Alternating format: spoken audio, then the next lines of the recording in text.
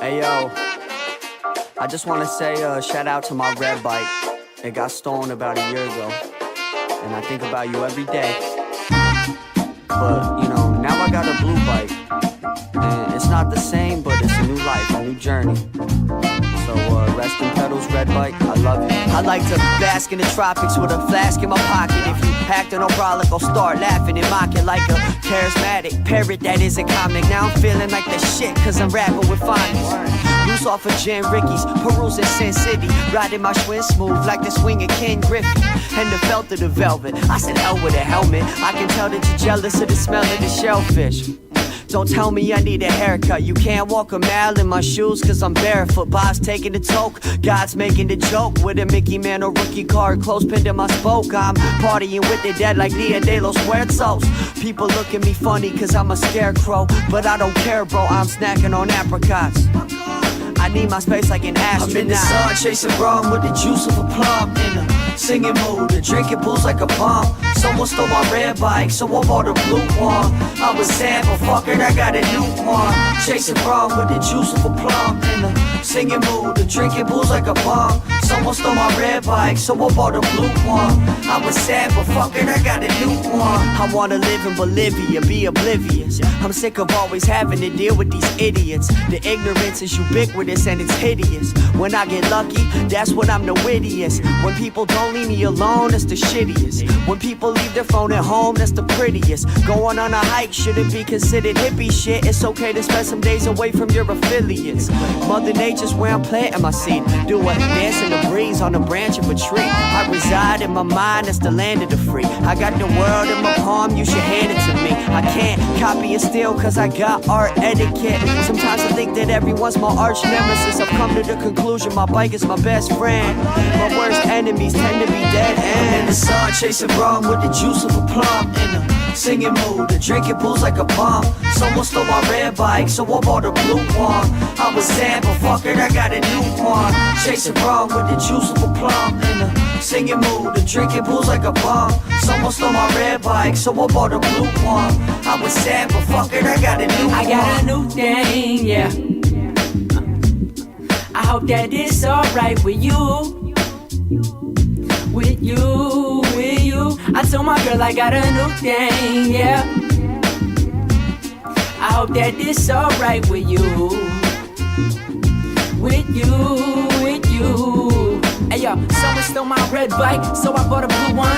If I see that fucker riding it, then I'ma sue one. Got rich, then I blew up, got everyone in my crew one. Ride for my true ones. Yo, I told my girl I got a new thing.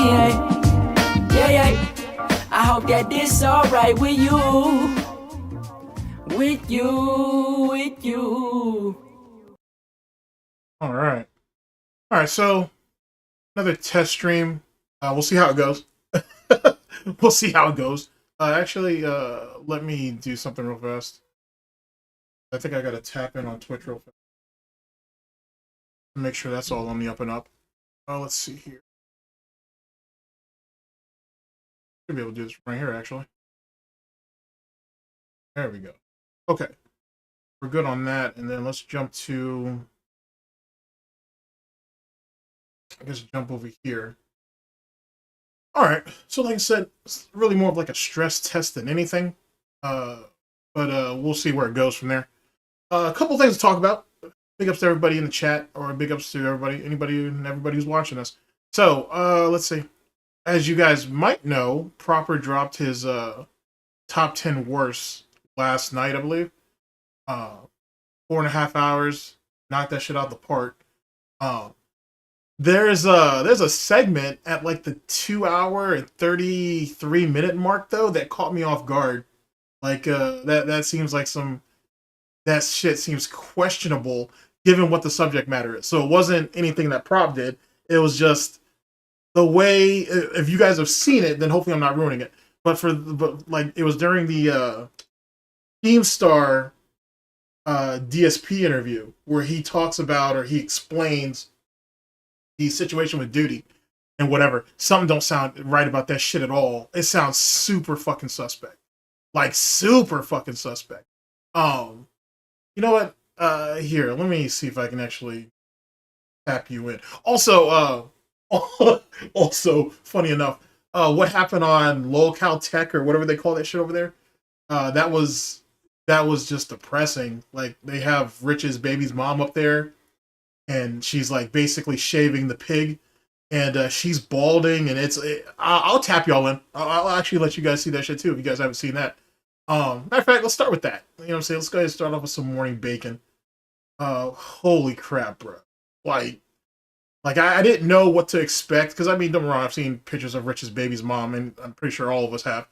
But I was really shocked to see them do that. For a minute there, I thought it was Becky, but then I was like, well, wait, Becky's not that small. So that's, if you want to call that small. So that's not Becky. So that's not Becky. Oh, let's see, it's Locale Tech. Let's see here. Yeah, there it goes. I'm not subscribed to the channel, so there's no need for... So we'll go about it the hard way.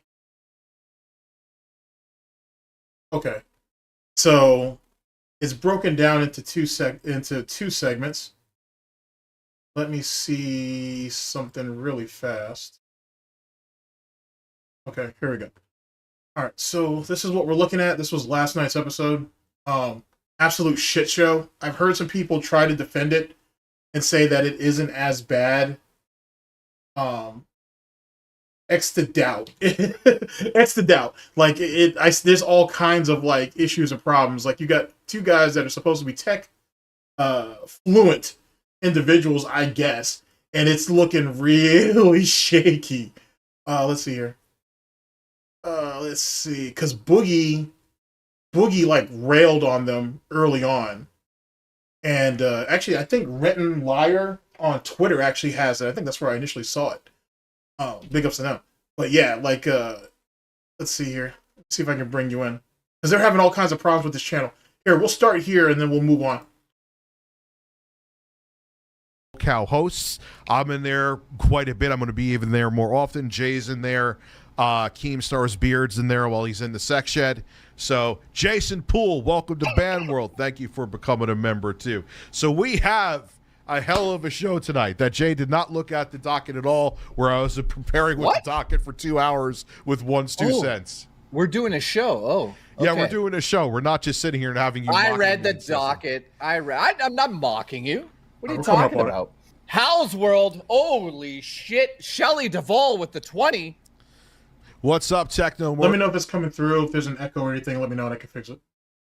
Can't wait for whatever you guys have going. Oh, we have plenty of going on. This is a night that I'm going to personally enjoy. Fish tacos tonight. Thank you for becoming a cash cow. So thank you, Fish. All right, you want to start with this? Because, I do. What the fuck is this? I just came in to make sure Rich actually... This dye job that Rich failed some challenge or whatever it was, whatever gimmick they have over there that they made him do, that shit looks terrible. It looks terrible. They should have made him dye something more natural, I guess, but whatever. Shut up, because if not, I want this slot. Oh, Fire yeah, dude, trust me. The day he's out, you're in. You're right in, buddy. Right in. Fire this fat fuck. Dude, you remember, Jay, I had a very successful gaming news channel. I know how to research it. I know how to talk about it. Listen, fire this motherfucker. Dude. I'll bring value to your show. Oh no, dude, totally. The day he quits or has a meltdown or he's fired or whatever happens, who knows with him? Keemstar specifically said, "Rich, I know you have a bad temper and you're going to have a meltdown. Just promise that you show up the next day. That's all I care about." Well, good. The day you don't show up, Rich, I'm taking my cut. I'm taking my cut. All right, remember, Boogie, one for me, one for your hooker. One for me and none for Rich. Fuck you. Take your shirts off. I want to see you take. You know what the deal? Right. Take my motherfucking shirt off. So, I was actually on David. Now, how's the trash fire that these two were doing on their own any different from this? That's the thing. That's like one of the first problems that I have with this. I don't understand how any of this really differentiates from what they were already doing. Maybe that's just me. All right, let's skip ahead a little bit. Dial up on AOL. Open. What do you want me to do? Okay, open the widget. Keem, it's telling me that it's poor. My friend. Yeah, I don't know what's going on. You're lagging. Keem, I don't know what's going on either. I tested all the settings. I did an internet test before this. It's lagging bad. Remember, this is supposed to be a tech show, guys. I don't want that to be lost upon you. This is supposed to be a tech show. Keem, we just did a test. He has 900 over 900. Yeah. There's a conspiracy, Keem. I Can you do a test right now to see what your current speed is? Yep. Right now. Can you see it? Allow this time. Can you see the screen, Keem? Yeah, now I can. Okay. Watch. This is with me streaming too. I don't know what the fuck could it possibly be? Dude, I don't know. Last night mine was shit. Watch his speeds. Watch my uploads. That's just download too. Actually, my uploads are quicker with Fios. Something is seriously wrong with this channel or something. Like, look, Keem, 800. Look, it's actually faster going up, and I'm streaming while this is happening. Keem, just be honest with us. We're already back live again. Refresh. Are we? All right. Well, I don't. Are we live again? Oh, let me refresh the screen. Like how bulged his eyes are. Like, how do you mess up this bad when you guys stream often? That makes no sense to me whatsoever. I don't get it. I don't get it. The incompetency is fucking amazing. Yeah, it says excellent connection. Well, welcome to our show where nothing works. Yeah, you're live. So we can't share videos? Really? No lag now. It's interesting. They're seeing it, but let me go back to Lolcow Tech Talk. Excellent connection. There we go. Now it's working. So, all right. So fucking, we can't share videos until it's just. Now, here's let me give you some backstory on this. Supposedly, these guys are trying to share videos through Discord, right? Because Rich, oh boy, Rich had a DSP moment. Because Rich he's using two monitors, right? He can't bring up videos and share them on the stream because he has two monitors and he doesn't want to bring up his essentially the desktop for YouTube to expose all that, whatever. So he's like, well, if I had a third monitor, I could just do that and I could save myself the trouble. But there are people who stream off one monitor and are able to do all of this stuff. So how are you, like, what's up with these fucking talking monkeys that we just need to keep bringing more technology in to make the job easier when people literally run streams off one or two monitors? I don't get it. It's fantastically fucking ignorant. Why am I stream, well, not this month. Because, and then it gets even crazier because when they started their show, Lolcow Live had just finished and threw over like 6,000 like viewers, like live viewers to them. And they end up losing all of them, pretty much. Like, I think when they finished up, they had like 1,700 viewers. Maybe they had like 2,100. Something along those lines. Because I could barely fucking talk. I had COVID. I stream on almost a daily basis. Jay streams on almost a daily fucking basis, okay? Yeah, I'm running on we Twitch stream on a daily basis. How many works. issues do you have, Jay?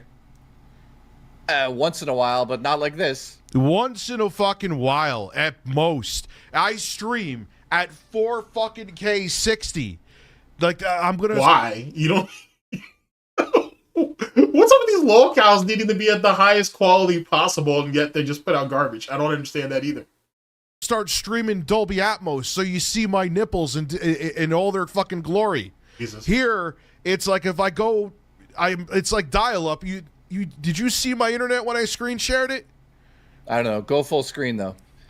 I'm gonna go full screen on you. Full screen. Yeah, so here's the deal. You can't stream 4K 60 while sharing a screen over Discord. It's going to crap it out. So from now on, you have to have a third screen to share the videos playing on your computer. Okay. Got it? Yep. Cool. How does he not know that, though? These guys are supposed to be like, well, at least Rich, I guess. Like, I'm sure Jay at least has some understanding, but this is supposed to be Rich's realm. This is all he's ever done on the internet, besides drama and doxing people and everything else he's known. So how do you not know these things? I don't get it. All right.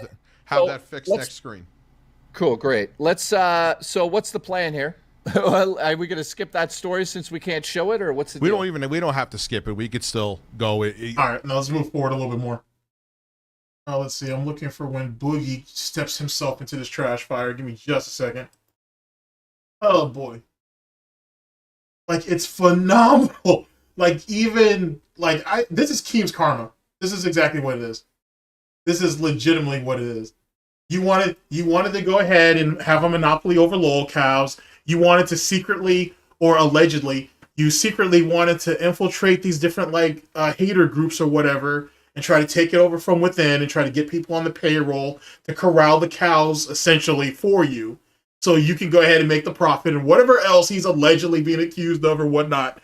And all the scripting and all this bullshit. And this is what you get. This is what you get. Oh shit! And keep in mind, because it's not, it doesn't completely eclipse me, that because this is the newest show, it's gonna have problems, and it's gonna be probably the worst performing show next to probably that Mafia Milkers thing. It's probably gonna be the lowest viewed show for a while. It's gonna need like a lot of work, clearly. But if their best doesn't get a whole lot fucking better, then they might have to just scrap this show and then have these guys float amongst the other ones. I don't see how else they're going to be able to salvage this unless they can bring a third person in. So, but we'll see when the time comes. Sorry for the view on Rich, but it is what it is. It gets worse later. On our guests. Stop hitting on our people. As my girlfriend with her breast about to be in my face are here, I'm hitting on her. I don't know what you guys run over there. Could be a three-way. All right, what did you ask me? What the fuck is your take on this? Is a major thing, and I have so much to say. Well, here's the deal about this. Do you think that Linus Tech Tips is happy that Nexus made that original video back in the day, which caused that giant shit stakes in Linus's no videos? One cares. Linus was wrong in the story. He has to eat that shit. Do better. Wait, DM Strummer with the 20 says, move that PC right. What the fuck do you want? Guys, your show fucking sucks. Yeah, listen, okay, let me fucking help you real quick. Number one, I was worried about this show, like overshadowing ours. I'm no longer fucking worried about it. How would you be worried about this show overtaking Locale Live? I mean, they're both trash heaps. But how was this going to fucking take over? How? Oh, man, I know the bar is really, really low over there. But Jesus Christ, it can't be that low. Right? Yeah. He made a video saying that there's like so many goddamn mistakes in Linus's videos. There was. Do better. Wait, DM Strummer with the 20 says, move that PC right. What the fuck do you want? Guys, your show fucking sucks. Yeah, listen, okay, let me fucking help you real quick. Number one, I was worried about this show, like overshadowing ours. I'm no longer fucking worried about it. Number one, you got audio issues. Everybody you bring on is infinitely louder than you. Okay. Secondly, you guys talked over your fucking intro. You are talking. You're running through a docket. You're not showing me what you're talking about. How are you fucking playing clips and clicking on shit? I don't get to fucking see it. Why? What the fuck is happening? Because like, motherfucker, Rick, you streamed for 5-10 fucking years. Now, not to say that Boogie's wrong in this, because he's not. But I'll be damned. I'll be damned if I let Boogie or anybody talk to me like this. Rich isn't, he's a small man, so that means he's not very much of a man. But Jesus Christ, man, you have kids. You have kids. How dare you let another man speak to you like this? Jay, you've been streaming every day for a year. You don't know how to switch scenes in OBS? What the fuck is happening? I didn't blow it. He's in control tonight. I don't give a fuck who's in control tonight. You're tanking your fucking show. This is fucking embarrassing. I was worried about this fucking show. Rich, are you high again? What the fuck? How do you not know how to switch scenes in OBS? Make this make fucking sense. Make it make sense. No, I could switch scenes in OBS. Then fucking do it. When you talk about something, show the thing you're talking about. For this setup with Discord, I need a third monitor. I didn't get a fucking third monitor. I don't need a third monitor. I've got fucking two. I show what's on my goddamn. You share. You fucking share. Beautiful. Screen. You fucking put it in the Discord. Done. You're done. That's it. Oh. That's the whole thing, Rich. Like, motherfucker, This is what people defend. This is I need you guys to take this shit in. This is what people defend when they're defending Rich and whatnot, and the nonsense that cat's done, is still doing, and will continue to do in the future. This is what we're defending. This cat right here talked all this shit a year ago about he took shots at pretty much anybody that he could. Now, and then on top of the fact that it looks like, or it sounded like, he was going to sell his parents' home from up and under them to fund that fucking failed ass music career that was already DOA on arrival anyway. You ain't sat there and screwed your friend over. You ain't sat there and attacked a bunch of detractors for no goddamn reason and whatnot. So that I don't even know where that came from. You ain't sat there and became content fuel for the harvest for the better part of a year. Even DSP was able to rag on your ass for a bit. And then what happens? You end up going back to the same person that you said you weren't going to sit there and take the knee to? On hand and knees, saying, yes, Keen, please give me another chance. Please give me, or not even give me another chance, but please give me a shot. You know how crazy that is? And the way DSP is looking, he may end up going down that same route. Maybe. If he can't get shit to work. Obviously, that situation with Stuttering Craig and sending him DMs, trying to get back into his good graces wasn't going to work, which is for obvious reasons. And this shit with Kino Casino it's not even malicious. They're just being more honest about their scenario. So how long will DSP take that? I've heard things about I've heard people say, oh well, if they attack Cat, if they attack Cat directly in front of his face, that'll be the breaking point. No, it won't. Why would it? They've been taking shots at her on their show, on Kino Casino, while he was in the chat and he laughed at it. What makes you think he wouldn't allow that shit to happen in his damn face? And even if he spoke up, even if he did talk back, who cares? He'll just throw more shots at him. And then he'll eventually forget about it. You know what I'm saying? As long as he believes he's in on the joke, he don't give a shit. This doesn't change anything. It really don't. And I get it. I get it. Because people think, hey, it's his wife. You're not going to let your wife be embarrassed in front of your face. This man don't got no shame and he don't have no pride.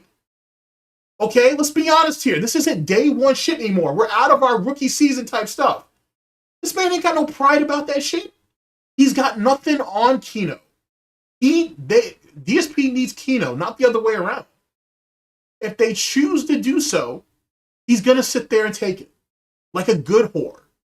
I don't know why anybody would even question that. Yeah, exactly. He don't give a shit about her. She's a means to an end. To be honest. Just like how Kelly is a means to an end for fucking wings. You know what I'm saying? Like, I'm not shocked. Because yet again, if you're a decent person, you look at this and be like, oh, well, there has to be a line. There is no line. There is no line. Not at this point. Not at this juncture in the situation. Everything is off the table now. It's literally a crapshoot. Rooting for you guys. I was rooting for you guys. You guys, I'm telling you, you're making Mafia Milkers look good right now. What the fuck? That's a trash heap too. That's such a fucking trash heap. Holy shit. I'll actually tap y'all in after this. I'll give you, trust me, it'll be really, really short. But it's an absolute fucking trash heap over there. Absolute fucking trash heap. The fact that there's dudes literally drooling over those three, have the nerve to call them MILFs? Alright, whatever. Happening. I'll bring you over to that later. Did a better job today than you did, Rich. Okay. Well, Rich, dude. See, look at how Rich is getting bitched down right now by Boogie. You got Boogie pushing his shit in. I'm supposed to believe that DSP is gonna stand on business and fucking PPP starts talking shit about Cat in front of his face? Come on, bro. Come on, bro. Come on, bro. Please fix your shit. Please fix your shit. Please fix your shit. He's gonna melt down. Yes, I'm melting the fuck down, dude. I'm dying. You got the prime fucking slot. You got the queen slot. You got the fucking redirect from my goddamn show, and this is what you do with it. Makes it. For who gives a shit? And why isn't Rich standing on business? Defend yourself. Defend your fucking co-host here. Defend your show. Why isn't he doing it? Why is he just sitting there just taking the fucking shots to the chin? YouTube memberships are broken. Your show is broken. Your show is broken. Fix your fucking show. So when we still take over your show, you going to say this too? No, you'll never fucking will. If you can't learn how to run OBS, you never fucking will. You never fucking will. Learn how to run the god. Why would you put your filthy hand inside of your cup? I mean, I get it that you're the only one drinking out of it. At least I hope so. But why would you do that? That's why they put handles on them. Whatever. Damn show. Look, I had to pay $1,000 fine for a wrong fucking a thumbnail. For a thumbnail. Motherfucker, I hope he guts you. I hope he guts you for this. I'm so fucking pissed.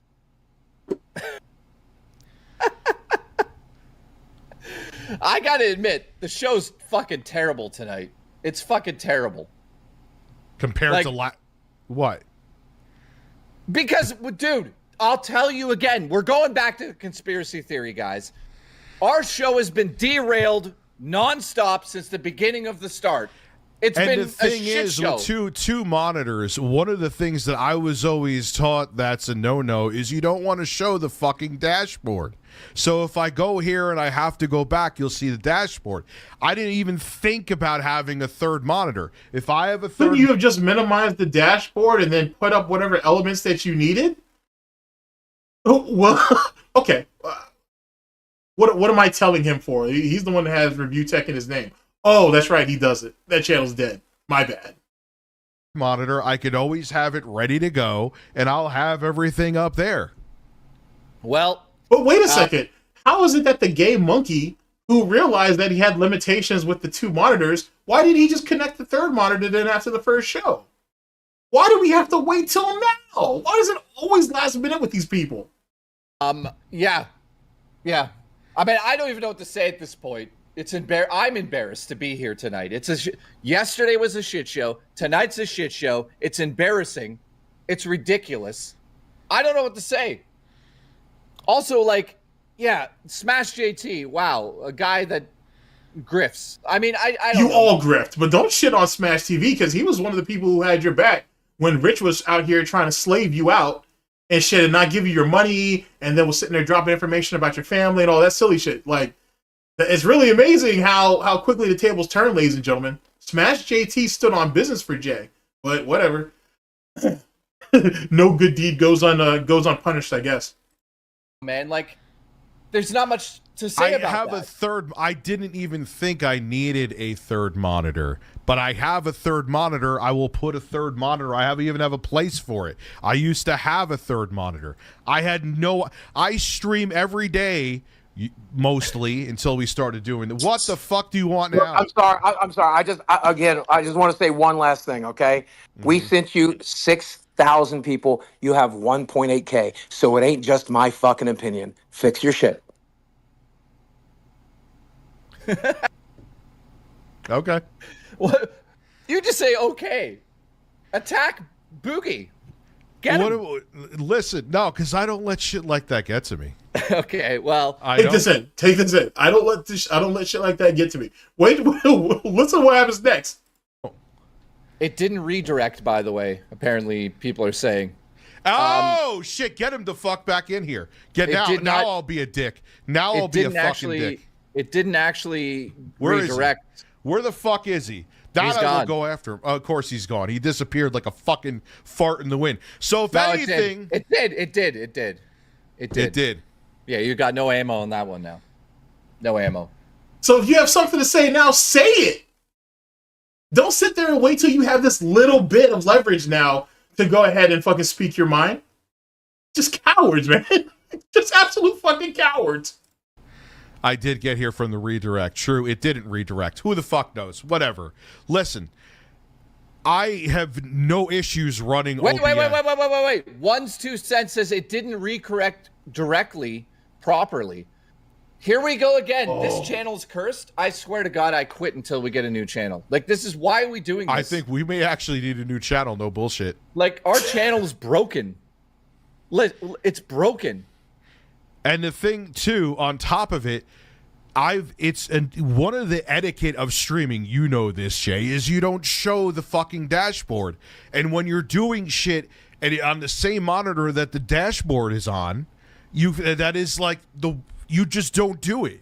So that's why I was like, all right, we could share the screen in fucking Discord, but then everything lights on fire, because I don't use Discord, I don't know that. I react to videos all the fucking time. Oh God, Keem, I quit. I'm done. No, I'm not. I'm kidding.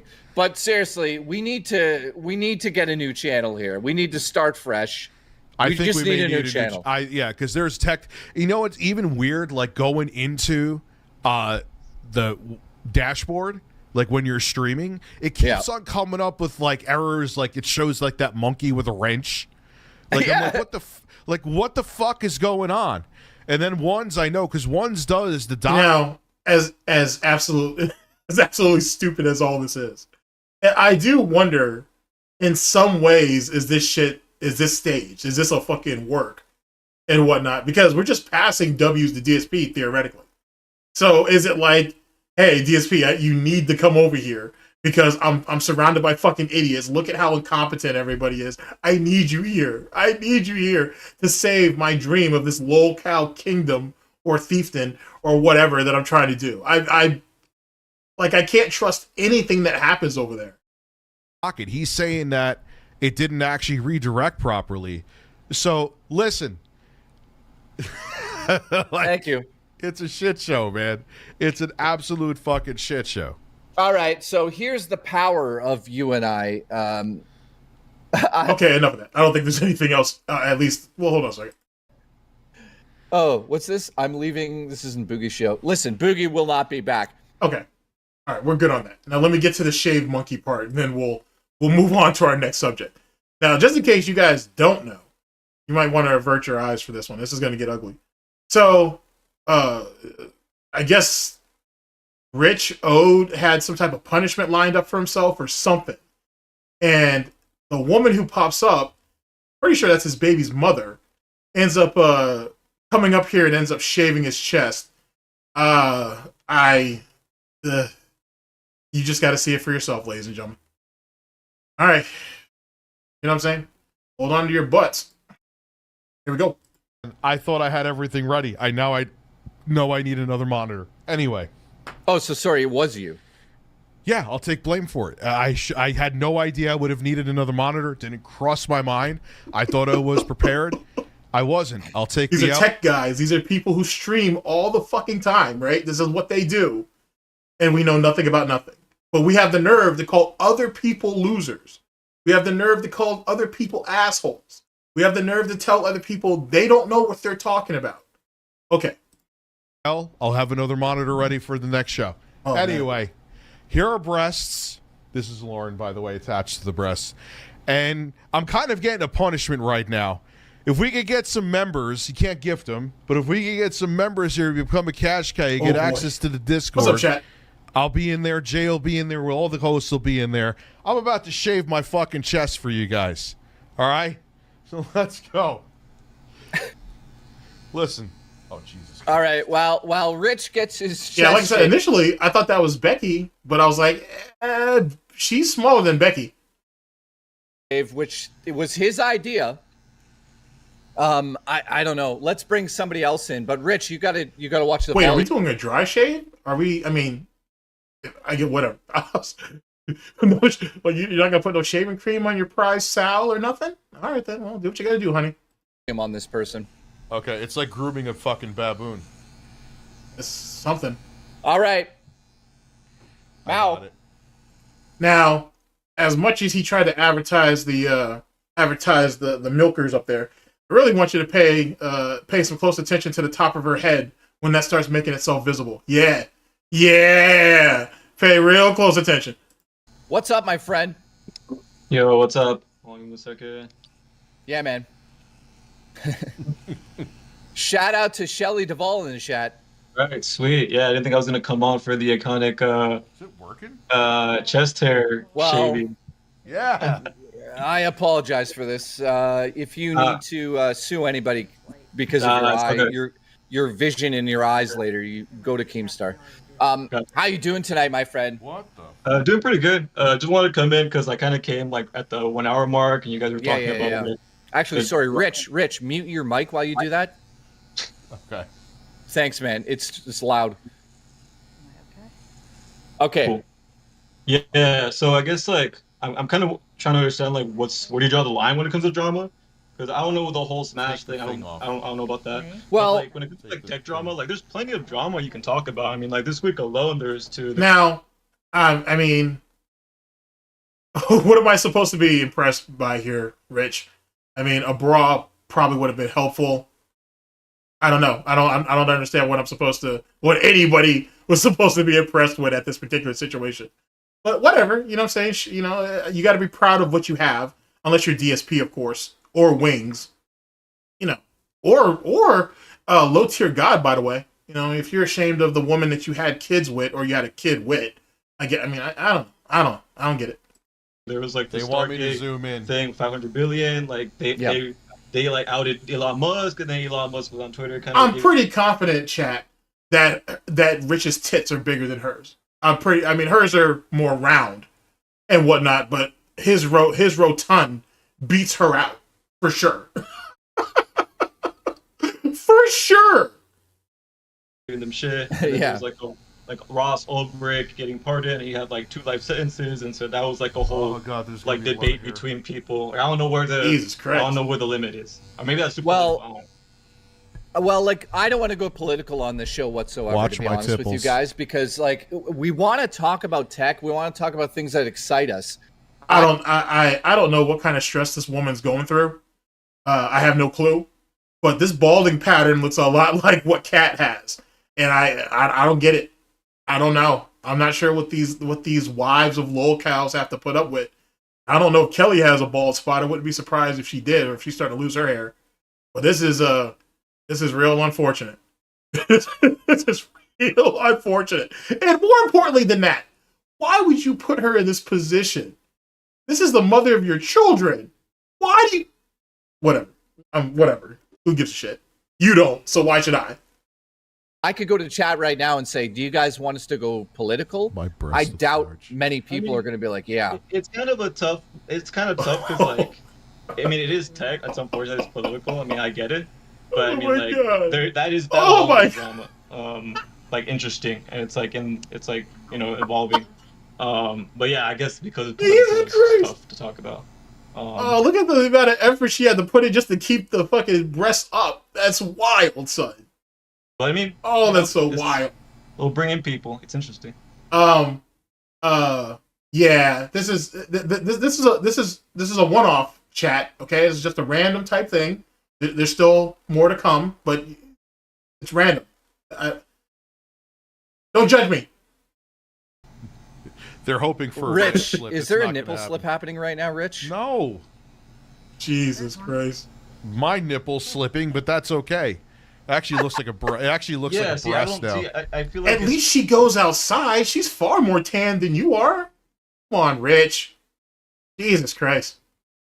If it's tech drama, right? Like we can make fun of like billionaires and shit. You know? I mean, I'm on board with that too. Listen, next stream, I promise you, tomorrow night, guys, I promise you guys, we will be back on track. Oh man. I feel like this time slot's not for us. I think we should go 10 to midnight. Yeah, let me know in the chat. I gotta be honest with you, the amount of hair that's coming off of him, man, you can make a fur coat out of that. It's not necessarily chinchilla, or maybe they can make some new socks for DSP or something. Agree to that 10 to midnight, then we'll switch back to 10 to midnight, and that'll be that. Because I feel like 10 to midnight's a good time for us. So that's a lot of hair, dude. I appreciate your feedback. Yeah, go ahead. Also, one other thing, I feel like Rich, I gotta be honest with you. You're kind of I expected like some wax where like they like rip it off your chest, you know, kind of like in the 4-Year-Old Virgin. That's this is easy for you. Like that's not really. All right, so listen. All right, fine. So when it fucking grows back, I'll do that next time. No, he won't. If once the members, you're muted, my friend. You're still muted. For the love of fuck. Because you fucking told me to mute myself. When they, oh my god. All right, he's. Oh my god. You know what I mean, right? Like, it would have been cool, like. When I'm when it grows back, if we'll do a members goal, if members ever work on here, or if we're not canceled first. Oh, where man. she will wax me next time. Is that fucking better? Yes. All right. We will do a That's wax next time. My breasts look so bizarre, Bear. They do. All right. Thank you for your feedback, man. All right. All right. We've got one more person. We got 9 minutes left on this train wreck. How are you doing, my friend? Hello? Hi, how you doing, man? Rich, you got to watch this guy's volume. His volume Hey, fine. bro? Oh, now it's not fine. You good? Sorry, I got the stream going, so it's kind of confusing. Yeah, it's usually what happens. If you could turn your camera on, man, you've got about 3 minutes to chat with us. How you doing, my friend? Yeah, get the underboob. Yeah, well, yesterday I didn't get to come on, but Rich was talking about something that actually made me sad too. How the Resident Evil games didn't do good on iOS. Kills me. Yeah, I agree. That sucks because those games are also just on Mac since they're all like the same shit. Why would you put this poor woman through this? And why does she have this Y shape on the top of her head? Why? I have so many questions. Why would you do this to her? Jesus Christ. That was like the best chance we had at like having real Mac gaming again. For the first time. Well, and the fact that Jay is not commenting on her jiggle mechanics is just a disappointing and a wasted opportunity. I would have commented on him. That's just me though. Shit, you might as well. You know what I'm saying? If we're trying to go for the highest quality possible, we should be at least talking about this.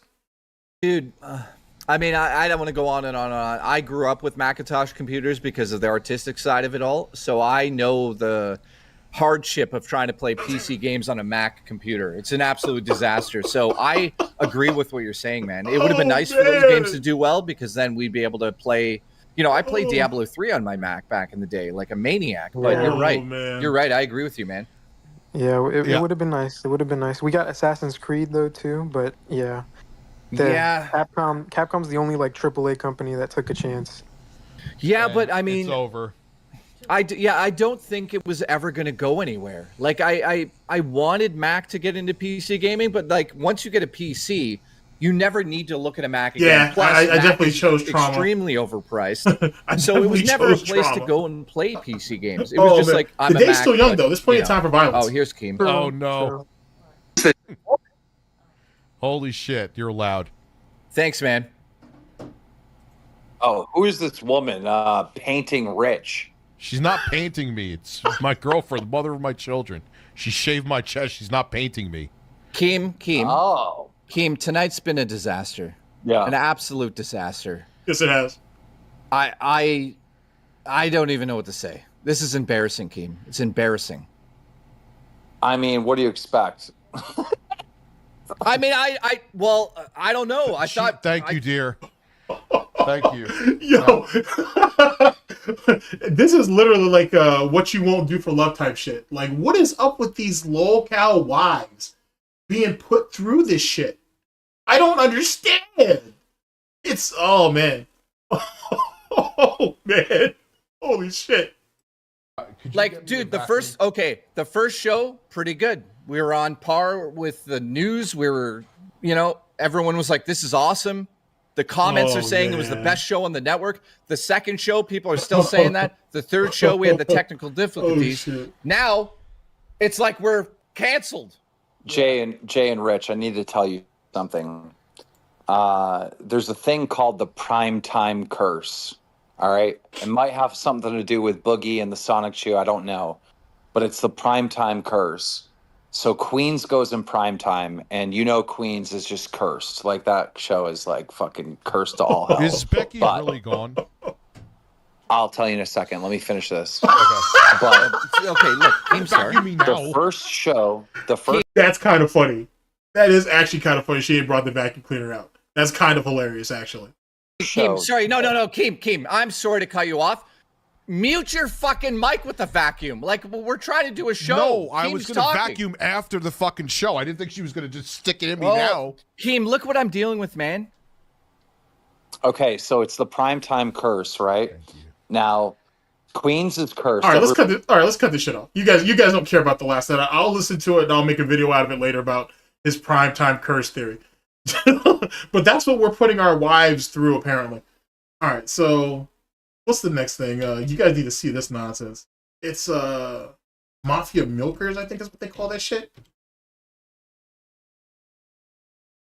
Oh my god, you gotta see this trash fire here. This shit's fucking crazy.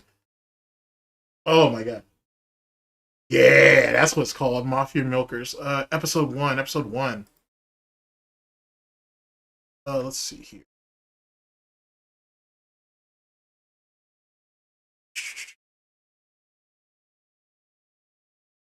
Excuse me a second. Let's see here. Episode 1. This it? This is it. Alright, yeah, this is it. We're not gonna watch all of it. We're not even gonna watch a bit of it. Alright, shut up. We're not even gonna watch a bit of it. I just need you to see enough of it so you can kind of feel the pain of what some of these people are going through. Oh my god, their AI songs are fucking terrible. Fucking trash fire shit. Okay. Now, chat, don't be generous, okay? Don't be generous. Just because I've chosen not to start off with violence doesn't mean that you don't beat your locals and you don't beat them often, okay? We're just, you know what I'm saying? I'm just trying to give you guys some context to this nonsense. All right. This is the head of Mafia Milkers. I think this is Glam and whatnot. She already has people thirsting over her. Here we go. Come and bring the fire. I'm about ready to bring on Psycho Mom and Savage, and let's get into it. Hey, ladies. How you doing? Now, this was their first show. They had a shitload of issues with the mic. You couldn't hear shit. They couldn't get anything right. It was a it was a wild trash fire, bro. Show! Yes! Absolutely. And Savage, you are going to get to say your piece today. You are going to say your piece today. We are all done being muted. We are all done being silenced. You are not going to silence our voices any longer. Because you know what? I feel like it's been a long time coming that we all three get to speak our voices. And to be honest with you, all you bitches who sat there and said that we weren't going to make it, we weren't going to do it, guess what? Oh, boy. We did it. We had a little bumps in the road because of the fact that we're new, but yet, here we go. We did it. Suck it. All right, that's enough. But that's what they're working with on Mafia Milkers, whatever they call that shit. Oh, shit. If you guys ever want me to do like a background on all of them, I can, because it's silly shit. But yeah, that's the other show that Keem sat there and launched. Trash fire shit, man. I gotta be honest with you. It's trash fire shit. Oh my Christ. Okay, let me bring you guys into this thing with Agent Proper real fast. Because yet again, or at least with his top 10. Because he found something that it just don't sound right to me. I'm not even sure how I missed it. When the original interview between DSP and Keem even happened.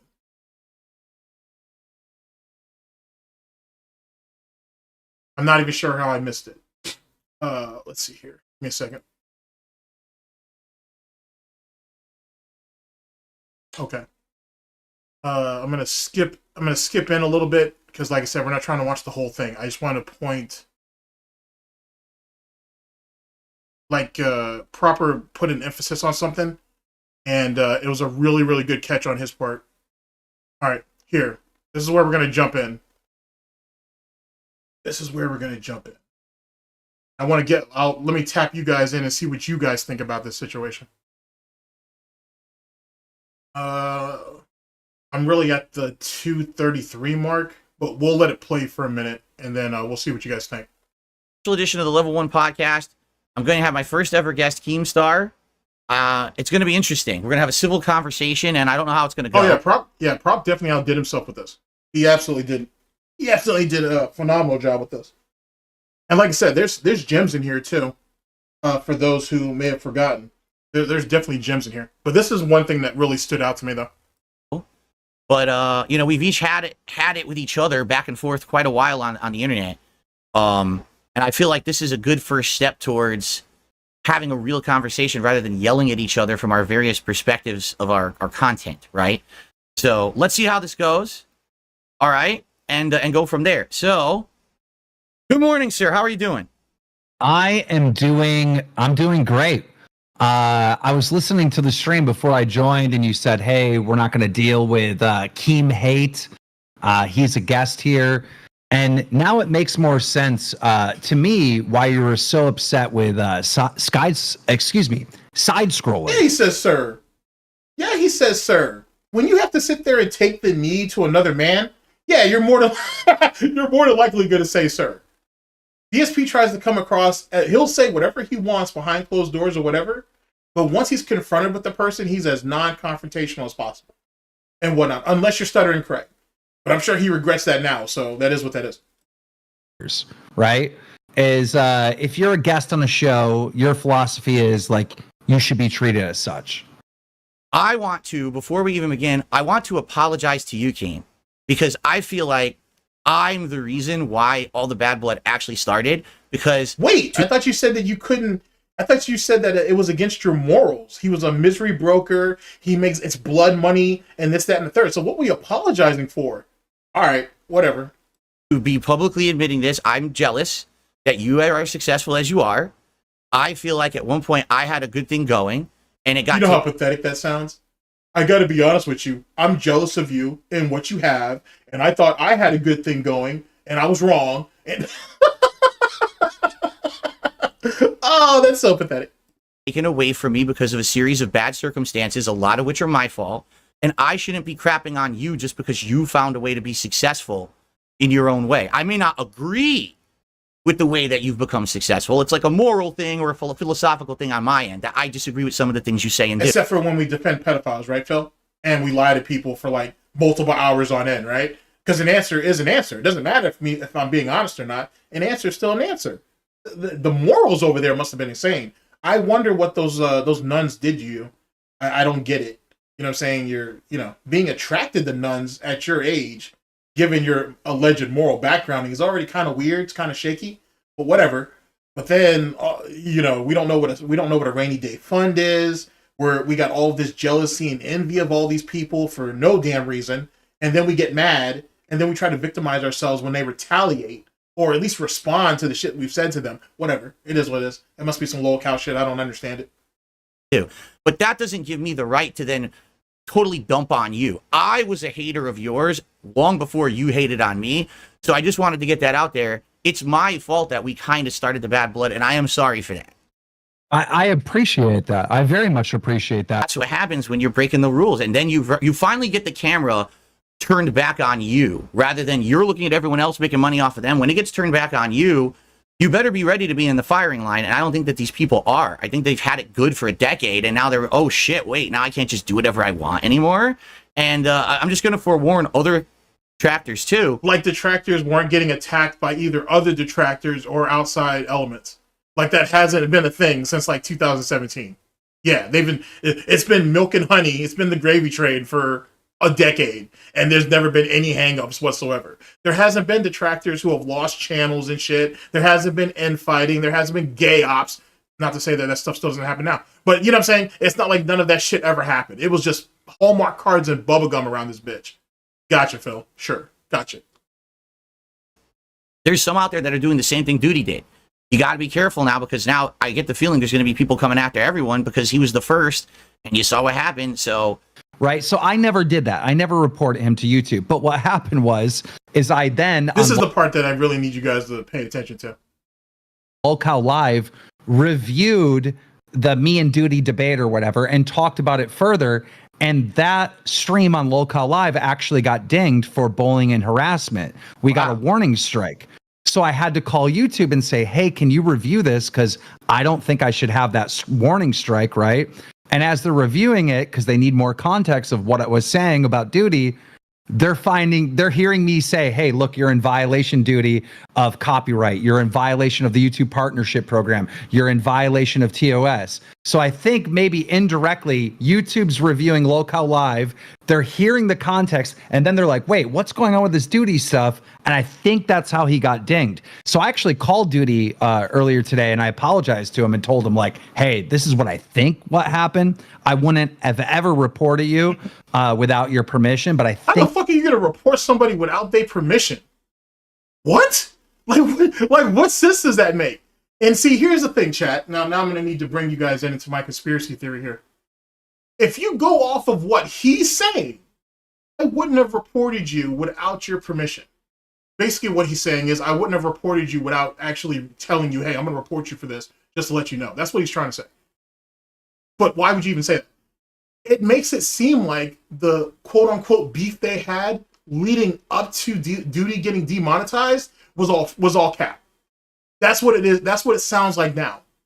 These two, it sounds like, one could make the theory, I should say. I'm theorizing that these two, fucking Duty and Keem, were capping literally up until fucking Keem got the interview with DSP. And then they smooth shit over afterwards. Now, there's problems with that, obviously. Why would Duty sit there and take a hit for however long he was demonetized for? Why would he do that? Well, if Duty's story is true, where the guy is actually retired, he does this shit for fun, this, that, and the third, or whatever, then he's not going to care taking that little bit of a hit unless Keem was compensating him behind the scenes. Like, the way that Keem says this shit, it almost makes it sound like these two were colluding. Now, do I think that happened? I don't know. I don't trust either one of them. So, you know what I'm saying? Keem, I know too much of Keem's history, and Duty lied on me. So I can't, so literally, fuck both of them. So I don't know who did what. I don't know what that whole situation is. But clearly, something don't sound right with what Keem said here. Now, it makes it seem like Keem going after Duty on Twitter, saying, hey, you did this, that, and the third with my content. Don't make me strike you unless you take it down. That shit sounds fucking sus as hell. It never really sounded right anyway. There's smaller channels than Duty who are, well, Duty is not really a small channel, but you know what I mean. There are super small channels who clip Locale Live and you may never even see them in your algorithm. So Keem didn't have a problem with going at them, but he went at Duty. And Duty's not going to pull 100,000 views off fucking clipping Locale Live. You know what I'm saying? So this is the shit I've been grappling with on and off for the last couple weeks. And then fucking Proper puts this shit in here because I completely missed this part. This shit don't make no sense.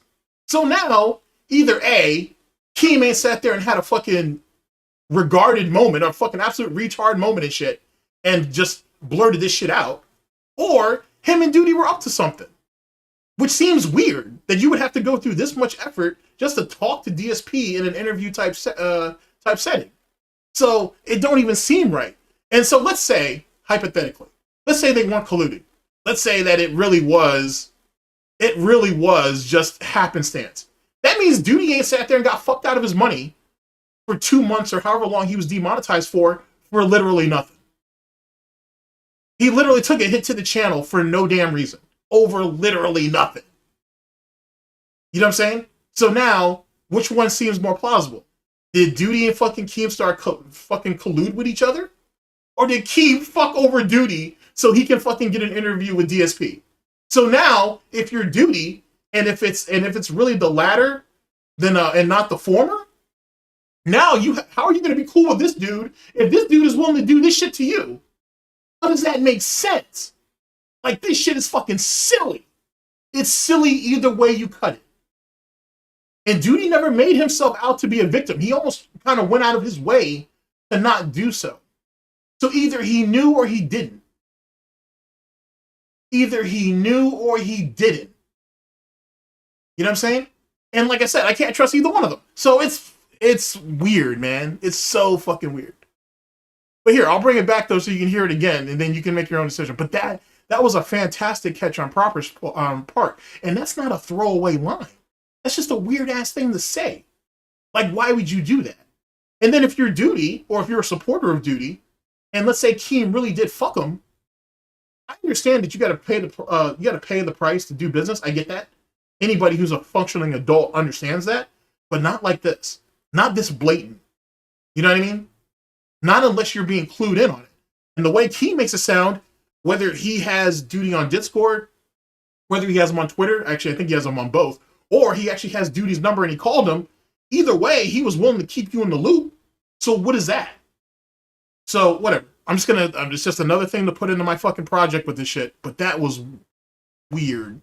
That was so fucking weird. Happens when you're breaking the rules, and then you finally get the camera turned back on you, rather than you're looking at everyone else making money off of them. When it gets turned back on you, you better be ready to be in the firing line. And I don't think that these people are. I think they've had it good for a decade, and now they're, oh shit, wait, now I can't just do whatever I want anymore. And I'm just going to forewarn other detractors too. There's some out there that are doing the same thing Duty did. You got to be careful now, because now I get the feeling there's going to be people coming after everyone because he was the first, and you saw what happened. So right. So I never did that. I never reported him to YouTube. But what happened is I then on Lolcow Live reviewed the me and Duty debate or whatever and talked about it further. And that doesn't make any sense either. So you're saying that's another problem that I have. So you're saying that he had the Duty debate. Team and Duty had a debate on Duty's channel, right? So you went onto your platform and you decided to review it and talk about it or whatever. And you get flagged for bullying? For bullying another content creator with content that you're in. I don't understand how that even is a thing. I'm not even sure how that even works. You know what I mean? Like that right there in itself. Not to say that it couldn't happen, but that sounds weird too. You know what I mean? That's like for example, that one time that Duty was over here, even though he don't know who I am. That's like that one time if Duty actually came onto the call and we actually talked it out.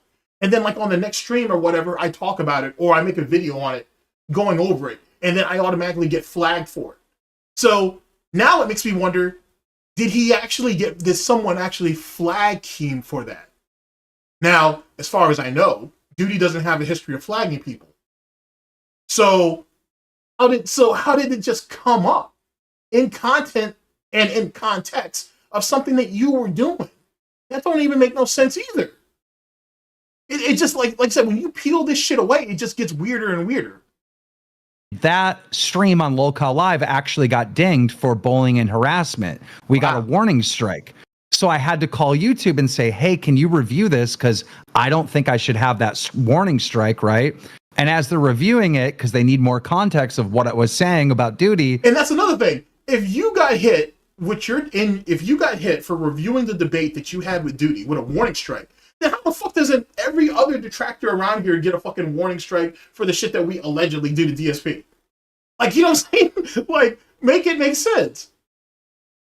They're hearing me say, hey, look, you're in violation, Duty, of copyright. You're in violation of the YouTube partnership program. You're in violation of TOS. So I think people in the commentator community, in the drama community, in the T community say that about each other all the time. And none of them have ever sat there and complained about that shit. Look at Def Noodles before he sat there and crashed out. Def Noodles used to hunt down cases like that. He never caught a warning strike. Man, that seems weird. Unless someone reported him. That's all I'm saying. Unless someone reported him, or this is just straight cap. Maybe indirectly, YouTube's reviewing Lolcow Live. They're hearing the context, and then they're like, wait, what's going on with this Duty stuff? And I think that's how he got dinged. So I actually called Duty earlier today, and I apologized to him and told him, like, hey, this is what I think what happened. I wouldn't have ever reported you without your permission, but I think this was how it all... And then another weird thing. So you get hit with a warning strike over a debate that you had with Duty, but Duty didn't get, like... But they waited until they gave you the warning strike to decide to go over there and review Duty and what he was doing? Huh? Like, shouldn't that have been a factor before they gave anybody anything? Like any type of repercussion or some type of action or whatever? I'm perplexed. I'm absolutely perplexed. That shit don't seem... I don't know, whatever. All played out. So me and Duty are cool now. He doesn't blame me, but he understands the circumstances. Yeah, it's funny because this is all for me. As you know, I've been basically shat on for again a decade, and only like this month have people kind of started with positivity again. And all of a sudden, you know, people listening to what I have to say and stuff. And it's funny because for 10 years, people like Review Tech USA and my detractors have literally crapped on me on a daily basis. Oh boy. All right. All right. Anyway, that I wanted you guys to see that. Like I said, check it out and whatnot. Tell me what you guys think of the top 10. It's great and whatnot. Hopefully there'll be a follow up with honorable mentions because there's a bunch of them. But big ups to Prop. Hopefully that's a thing and whatnot.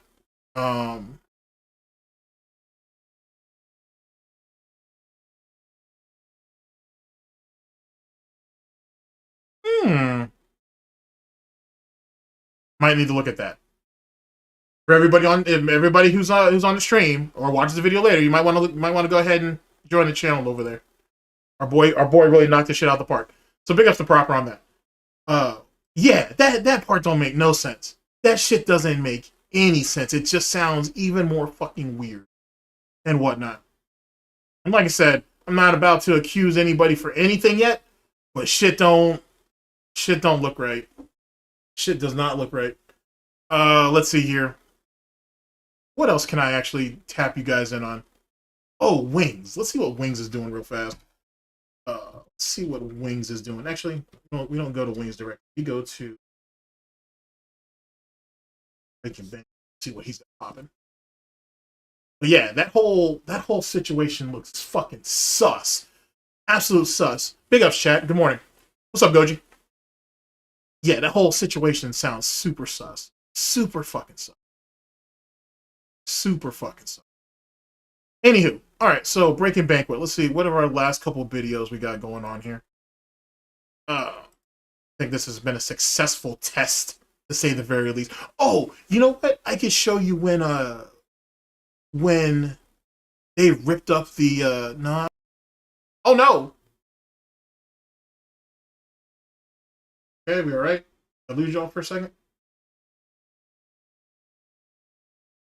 I'll show for a second. Hey, Susan, she's coming for me. Either that or Keem. Let's see here. Divorce arc heats up. You know what?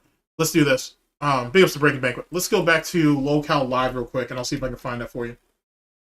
No, wait a second. No. Breaking Banquet has it. I know he has it because I watched it on his channel. It was either him or Lummox. It was either him or Lummox. Let's see.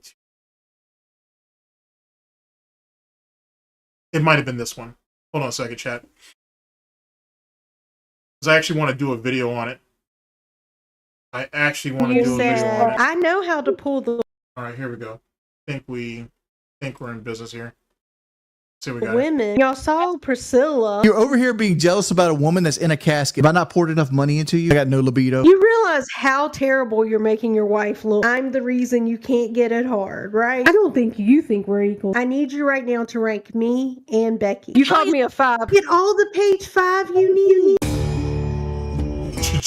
Jesus Christ. Oh man, that's kind of scary. Oh, that's kind of scary. Oh my god, that's kind of scary.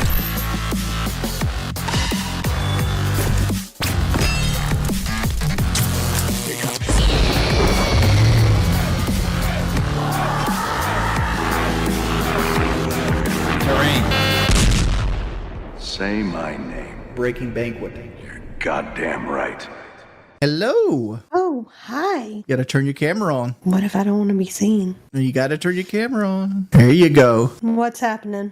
Make sure you're talking into the microphone. This might be the... Your mouth needs to be right in front of it. Like this? Yep. But then no one can see my pretty smile. You can push it back a little bit. Kelly, I see your face. What are you thinking over there? Oh, I'm just waiting on my husband to tell you to stand up and do a twirl. She has never gotten over that. Like, I'm over here. Do you ever tell me to stand up? Let me preface this. Like when Becky was doing her dating show, I told her to stand up and do a twirl because I wanted everybody to see what they're trying to get. Right? You want, like, if you go buy a new car, you want to open all the doors. You want to beep the horn. You want to open the trunk. You want to see if everything works. Can you tell me what Becky tastes like then? If we're gonna go into that type of description, I'm just asking if you're gonna go. If that's how we're viewing the situation.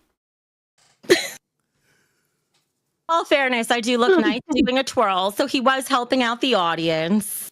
But Kelly, how come you... Let's also remember when you said I know how to pull the women.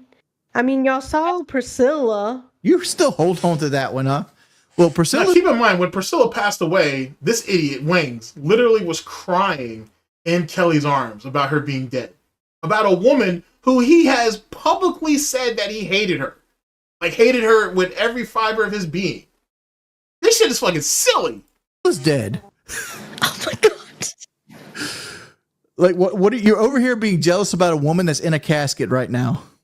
It's still about what I'm you just making a point of how little you think of me. Oh my Lord, here we go with this. Jordy, I can bet, I don't know you two very well, but I could bet that Jordy would be nothing without you, Kelly. I feel like you do most of the work for everything. Like, you know, the dancing pudding thing you have on YouTube?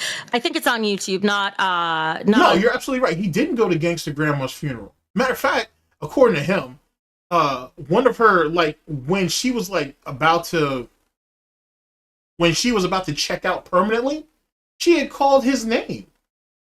But he didn't know that. Like, his peoples had to tell him that later because he had already left. He either left the room or he left the hospital altogether. So how is it that the woman who put pretty much everything that had to do with him to take care of your ass, in her last moments, in her dying moments, you weren't there for her? That's all you owed her. You know what I'm saying? Like, that, not, it sounds harsh saying that he owed her, but, like, you know what I'm saying? Like, you owed her. Fuck it, I'm gonna say it. You owed that woman that. And you couldn't even do that shit. He was so wrapped up with his own problems that he couldn't stand around for that. That's wild to me, bruh. on Discord. It's a little pudding icon. I feel like that's what Jordy looks like. He's like a little harmless pudding. Kelly, have I not poured enough money into you? Kelly, my wife, have I not poured enough? This isn't some hooker. You know what I'm saying? This ain't some side chick. Like, who says that? Who says, haven't I poured enough money into you? Oh, hey, let's hear it again. Let's hear it again. How do you say that with a straight face? I feel like that's what Jordy looks like. He's like a little harmless pudding. Kelly, have I not poured enough money into you? No. I need at least $2,000 more. What do you need $2,000 for? It's also Valentine's Day coming up. You got a month, buddy. What do you want for Valentine's Day? Oh, you want a surprise? No. I've seen what you give me as gifts. If I don't tell you what I want, you're done with the surprises. like I actually told our child that today. I was like, yeah, I'm done with surprises. I'm just going to leave stuff in his Amazon cart. What was one of my surprises that you hated? Honey, let's talk about the beanie. When do I ever wear a beanie? That was the one you got for your race today. Yes, but you bought me one for Christmas. When do I ever wear a beanie? I like the way you look in a beanie. Maybe I'm being suggestive. It didn't work out well for the gray one. Why would it have worked well for the other one? No, she has this little... Well, why did you buy her a beanie if she already had one? I don't understand why you did that. So you failed twice for no reason. Little white getup we got from Priscilla McCall's that she looks pretty good in. Kelly, what kind of gift would you really love to get from Jordy that he hasn't gotten for you yet? Maybe he could get you that for Valentine's. Jordy is actually I've already told him what I wanted for Valentine's Day. What? I've forgotten at this point, so you need to tell me again. Jesus. Jordy. The brick. Oh. The stadium brick. She wants us to buy this brick that goes at the stadium of the Brave Stadium that has mine and her name on it. Oh, yeah, the divorce is definitely coming, bro. Like, the divorce is definitely coming. Like, this is literally, he's given up. Just like he gave up on his YouTube channel, just like he gave up on losing weight. He's given up. He's done. And my personal theory is he is in a comfortable enough position with LOL Live, and he's gotten most of the things that needed to be fixed around the house. He's got himself a semi-new truck or whatever that situation is. The air conditioner, I think, is squared up. They have a home theater system. They have all this shit. Right? All this shit. Now I think he's at the point where he's like, you know what? I got everything I need. I don't know if I really give a shit about this marriage anymore. Whatever. And then outside the fact that he's drugged up on Lexapro and whatever else he's taken most of the time anyway, the dude can't even really function. So all he's doing is clicking away, or ticking away, I should say, at fucking Kelly's biological clock, unless that's already over with. And if not, he's just wasting her life clock at that point. That sounds harsh to say, because it is, but it's true. Did you guys write your name there, or was that somebody else who wrote it there and you just want it? No. You pay for the brick. It's $250, and they engrave it'll go like Jordy Jordan and Kelly Jordan, and that's the brick. They'll give you a replica of it. They give you a replica, and they have a brick at the base of the stadium. That's cool. Is that I feel like that's almost a suggestive gift though, Kelly. Like maybe if he gets you, see, this is how magic works. Maybe if you got Kelly a brick, then energetically and physically, it would make sure that you, Jordy, are more bricked up. That's not usually the case. I got no libido. Well, maybe if you get that for her and buy it for her with intent, it would work. That's honest to God how it works. So you're saying if I buy this brick, I'll get my libido back, because I'll spend $250 if I could have that feeling again, because I kind of miss. Yes, that's exactly what she's saying. Because I kind of miss being horny. Like I'm gonna say this, it's been like 5 years. So what were we doing on page 7 on what was it? X video looking at trans porn. I'm just asking. It was a real thing that happened, so I'm really curious about what that. I'm not that curious. I don't give a shit. I really don't. I just know that he got to pay 5. Page 7 or whatever it was, and it was on some weird shit. So I don't know exactly what you're missing or what you're looking to try to experiment with, which is what it kind of sounds like. 6 years since I've been able to be actively horny, and it changes so much of what you do in life. You realize how terrible you're making your wife look right now, right? It's got nothing in front of everyone while I'm sitting here. It's got nothing to do with you, though. It's got everything to do with a chemical reaction in my body. You realize how many people are going to be in my inbox telling me that I'm the reason you can't get it hard, right? I just don't have sexual desire. No, and that's shit that people who are uneducated like Tina say. That's what she was just saying about me with Richie. Something like that. You mean the same Richie that you're accusing of rape now? Whatever, semantics. Be a chemistry problem, but in Jordy's case, it's not. It's a low T problem. Yeah. Jordy, I'll tell you how you solve it magically anyway, but you would have to fully believe in it. And if you want help with this behind the scenes, I could help both of you out. This is a little detailed, but what is this, like a Three's Company type situation? Like, is this like a sex counselor type shit? Is she gonna make like a special video for you and you guys kind of watch it together and that's supposed to help out? Wow, bro. Wow, poor Kelly. Church going, God fearing woman got to get humiliated like this on a regular basis. That's a damn shame. Actually, remember what it felt like to feel horny or have the sexual desire. Think of that feeling. Really focus on that energy until you feel that way again. And as you're feeling that way, give it to her. So it's like energetic transference. It helps bring the energy from the ether down into the physical. That's why in magic we have... Harvard grads would say, fake it till you make it. Yeah, but Boogie says that shit too, and that shit don't work. Fake it till you make it, or the other thing? Hold up. You're getting sex advice from Boogie? Big up, Shy. Thank you, my man.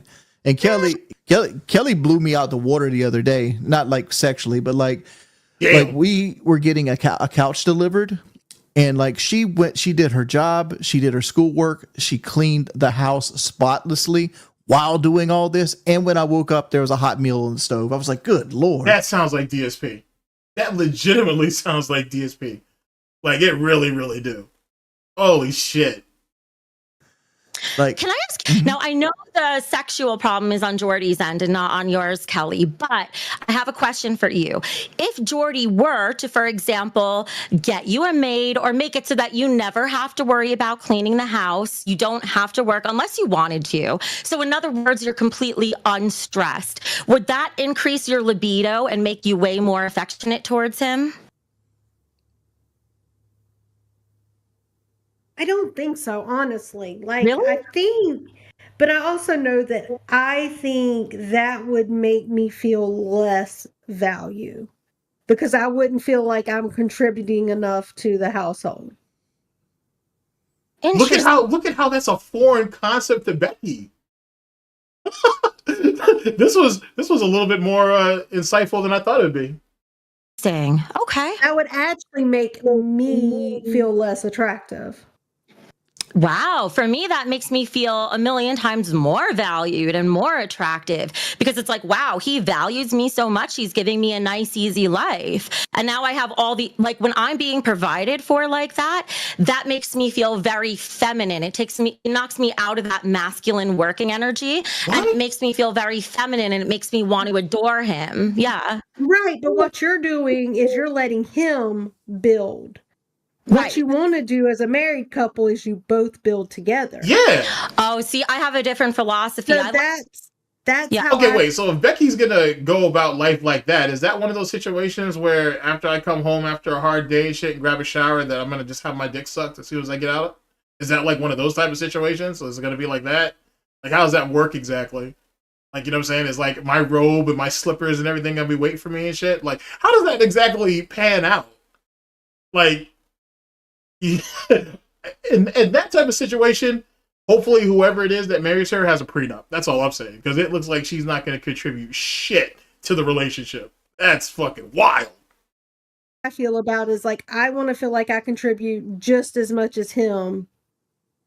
Like we both have. She finds that hard to contribute. In. Like we had the disagreement about her going back to school, and we talked about like, hey, I came to the conclusion the reason you make money is so you can make your life better. And this is what she wants to do to make her life better. Even though I don't see the value in her finishing her bachelor's degree, she wants to do it. You don't see the value in her furthering her education?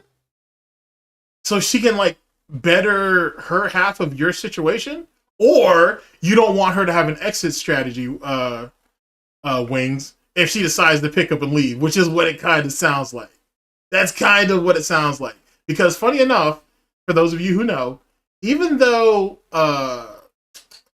Panda Lee didn't have the highest opinion about education either, especially college, to be honest. It's funny how DSP would downplay that shit, but he has a degree. Despite whatever paper-thin fucking school he graduated from. He does have a degree. She don't. So I always thought that was a weird-ass thing, too, I guess. So what purpose is money if it's not to do things that you want to do? Is this supposed to be like your version of the rainy day fund? So Exactly. See, for me, I guess there's probably two valid ways of looking at it, right? You've got the 50-50 method, splitting things down the middle. That does work. Mm-hmm. Or you have the other method of like, you don't have a football team full of linebackers, right? You have different people with different skills. You can have men with one skill set and women with another. And I prefer a more complementary thing like that, where you're both reciprocal instead of both being exactly the same. Well, we tried when we first got married to have separate bank accounts and stuff like that. Well, what ended up happening is she would overextend herself and she would actually go try to borrow money from other places because she got tired of asking me for money. So it got to the point where it's like, okay, let's just have. Why would you say that? Why would you bring that up? That's pretty embarrassing to sit there and financially shame your wife and whatnot. That's the kind of stuff that should be kept behind closed doors. You shouldn't be telling people that. That's holy shit. Oh man, that's heartbreaking. That's a bit sad. If I had a heart, I might actually shed a tear for that. You shouldn't tell people stuff like that. Holy shit, you shouldn't be telling people stuff like that. That doesn't make you look any better. One bank account, so we don't make like mistakes and borrow money at interest rates and stuff like that. And even though we have all those cars out front that we don't own, by the way, keep that in mind. I make a lot more money than she does for most of the marriage. But she has trouble other than, Kelly, you'd be better to explain it. Like, what issues do you have like with us being equals? I don't think you think we're equals. Like, what do you think? Well, because you will question, like, I never question your spending. You should. I never say you need to do this or you need to do that. You should. I feel like you constantly question me on those things. Yeah, but when do I normally question you? It's usually around Christmas time. Or any other time I want to buy gifts. Yeah, but you're like Buddy the Elf when it comes to gifts. You're like, I want to go spend, just like a while ago, you want to spend $50. Okay, let's take this for instance. Okay. I am waiting on you to look at the bank account and see that I spent $30 at Burlington, and I'm waiting on you to ask me, what did you spend $30 on? I mean, I probably would have never even looked at that. Like generally, if it's under $50, I don't question it. And if I tell you what I spent it on, you're gonna tell me it was ridiculous and there was no need for it. Got you.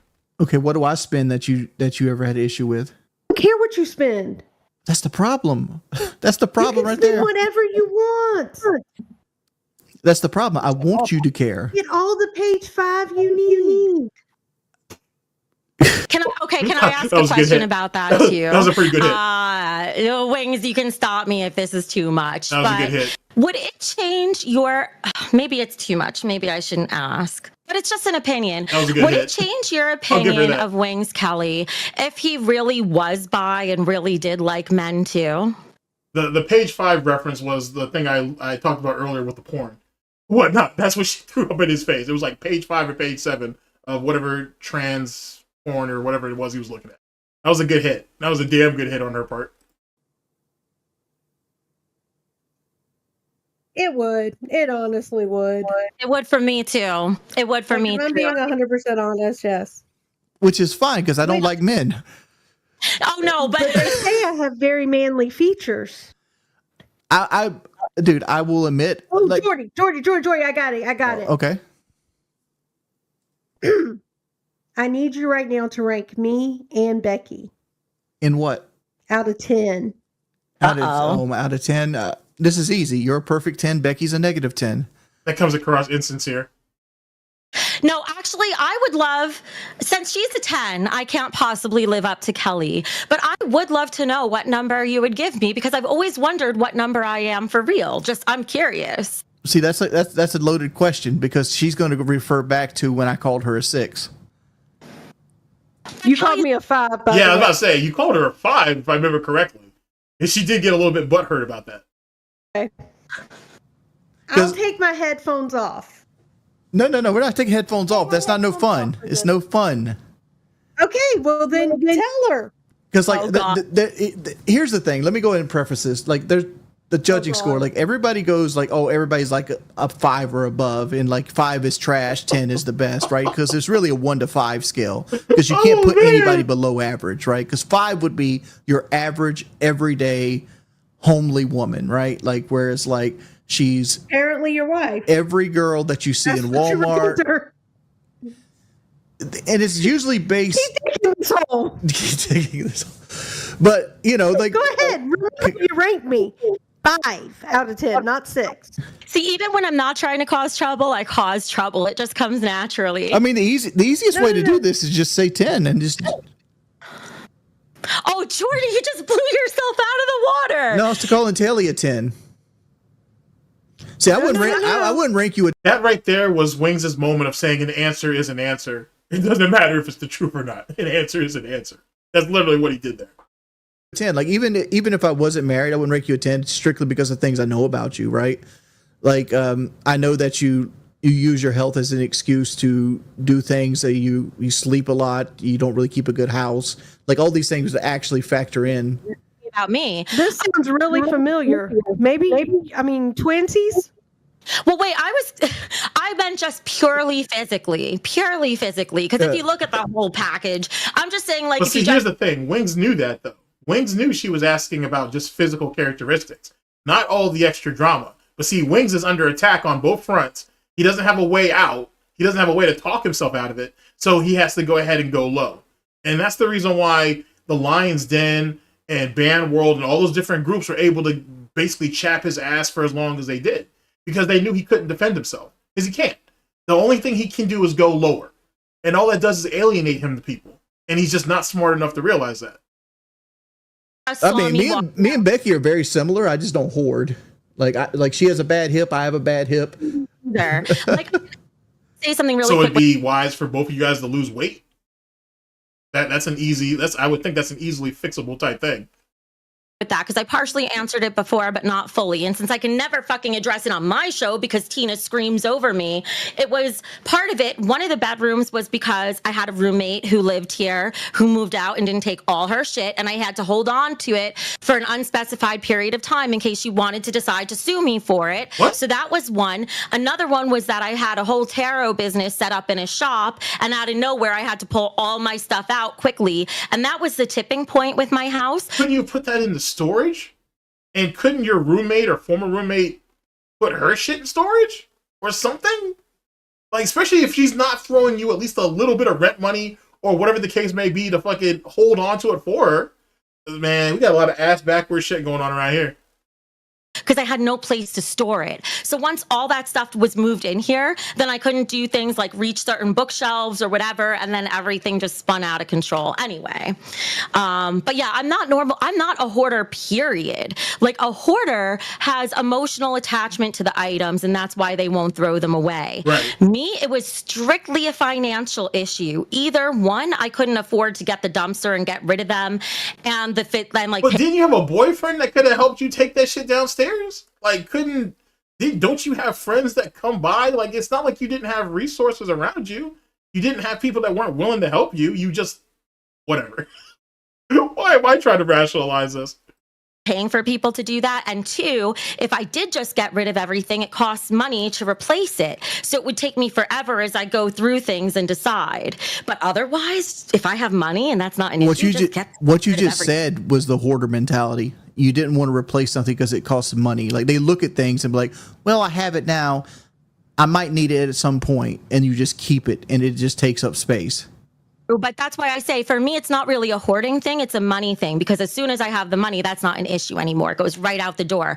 The instant my second paycheck hits the bank, I'm hiring a service and getting rid of all that. Like I've already said, like, Becky is the type of girl I usually go for. And like Kelly is too. Like, I like, because you got to be able to deal with people in their ups and their downs. Like, when you're married to somebody, you know everything about them, what their fart smells like, what they look like, what they look like. Jesus Christ. You know everything about them. And you got to be able to deal with them for long periods of time. Because like, you're always got people in the chat saying, "Oh, divorce art." Me and Kelly spend all day together. We both work from home. We're both here all the time. She knows everything she doesn't like about me. I know everything I don't like about her, and we just deal with it. You know, marriage is a thing where give and take. Deal with it. But I would say it's a loaded question. He gives, I take. Financially, yeah, but like, there's other things that you bring to the relationship that are worth more than money to me. Like having somebody there to cut my toenails, or to when I'm feeling sad or anxious, and like having somebody there to rub my back when I want to cry. Like, all those things bring. That's literally what. Well, except for the toenail thing. But that's basically how DSP described Cat and whatnot. Having that emotional support, that having that person that after I get off a hard day of work, streaming, of whatever and whatnot, that are, is there to comfort me and all this shit. These are not the foundations of healthy relationships. Oh man, that's crazy. Bring value to me that money can't bring to me. Any more traps you want to set for me, Kelly? You didn't rank us. You talked your way out of ranking me. I said he did. Yeah, he actually did. Unfair to rank you because you obviously are fitting in my wheelhouse. Like, you're typically the type of girl I would go for. So great. So physically, what would my number be? I'm not giving you one. Why? You could say I'm a 10. It's okay. You're not a 10 though. Then what am I? You want to know what that is, ladies and gentlemen? That's someone talking like they're trying to keep their options open. That's literally what that is. What an idiot. Oh, man. All right, chat. That's just some of the things I wanted to tap in with y'all about. Oh, absolutely stupid shit. Absolute mongoloid type shit. Fuck it, bro. That's just rough. Holy crap. That's so rough. Let's see if I can patch you guys into one more video before. You know what? I do have one more video. That low tier god nonsense he did. What is that? Banning? Yeah, that. If you haven't seen this shit, this right here is gonna be. I'm gonna give you the short version. It's the alleged reason on why they think he got banned. think Tsunami has it. Let's see here. One. Basis Rant. Illusions. Let's see here.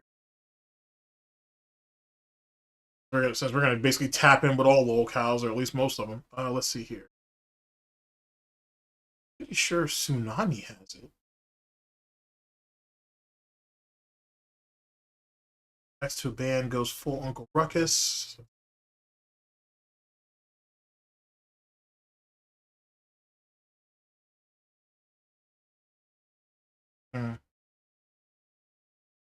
Great. Tsunami's not.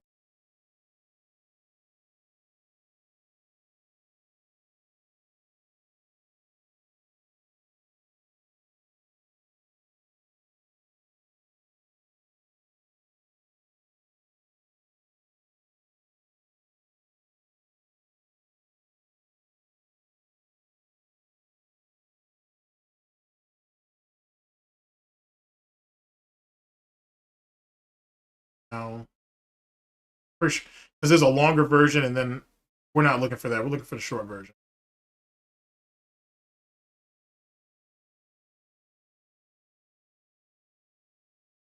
Okay, yeah, here we go. All right, here we go. All right, let me tap y'all back in.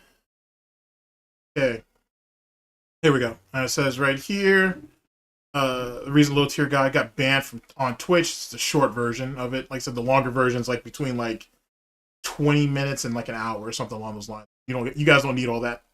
We'll just give you the short version.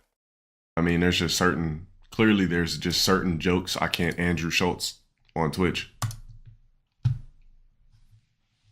I'll just say that. I like say things in code. So.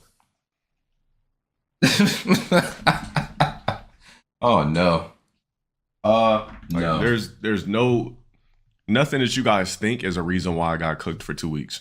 Not like nothing you guys think. It has nothing to do with no pussy ass community. Nothing to do with no random ass biscuit on the internet with fucking a bowl haircut that's too pussy to open up a DM. Nothing like that. Oh man. Because I'm black and I'm not Andrew Schultz. I'm not allowed to make funny jokes because I'm not labeled as an actual stand-up comedian. That's why. I bet if like next time a chick asks you how much money you make, you should this right here is allegedly the reason why I got banned. Ask her this. Be like, if I swipe my finger across your asshole right now, would there be a cent? Oh. Oh man. What? If she has a sense of humor, she's like, what? Are you serious? No fucking way.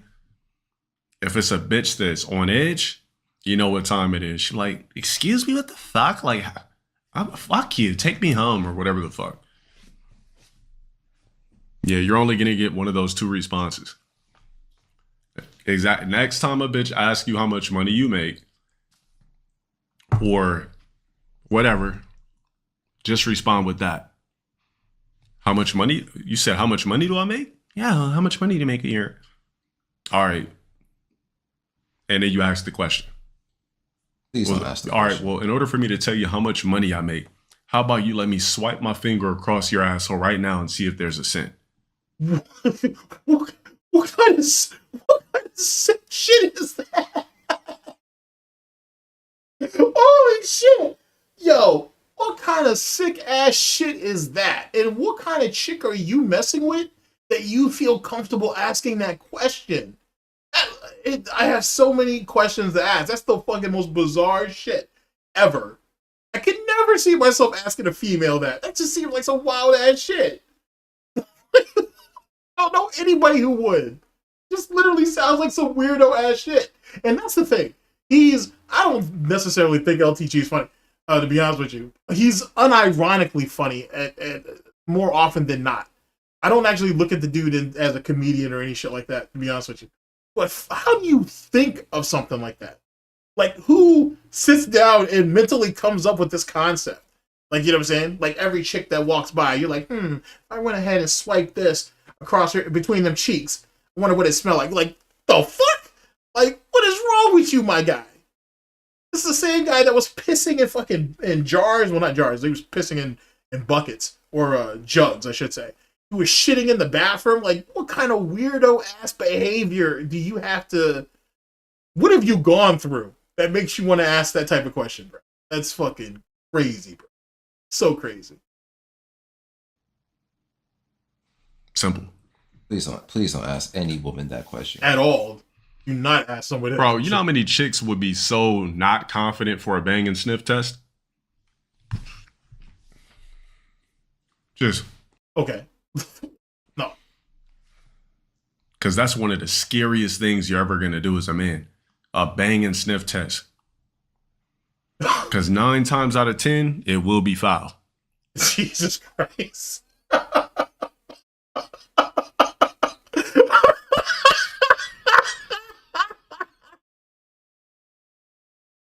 Oh my God. It's absolute insanity, bro. It's absolute insanity. How do you justify that? I can't. I don't know. Like, you know what I'm saying? Like, there's a lot, no community is perfect, right? There's a lot of nonsense that happens over the DSP detractor community. There's a lot of nonsense that happens over there with the Wings trolls. A lot of nonsense that happens over there with the King Cobra shit, so on and so forth. There's a lot of weird ass shit that goes on, but that right there takes the cake, bruh. Like, that's really getting out into the weeds with some of this silliness. Matter of fact, how about one more video, chat? How about we go and see what let's see what King Cobra's up to. Let's see what Cobra's doing. Let's see here. This Boglum Chronicles is where we should go with that, actually. Let's go ahead and do that. Let's see what we got. Oh. Big spending for the week. Ooh. That's a month old though. KFC review. What am I watching? Fucking Foodie Beauty? Jesus Christ, I ain't saw. Did you guys hear about that? Foodie Beauty deep-throated a fucking donut. Like, just like, God. I wonder what LTG would have thought about that. Let's see here. Here, let's see it. Let me check Boglum's channel real quick. Let's see what's what. Yeah, she literally deep-throated a fucking donut, bro. That shit was just. You shouldn't be allowed to do that. That's like the human mouth shouldn't be able to It was like watching a boa constrictor take down a fucking rat. Scary. Let's see here. Got the Boglum burger. We have that.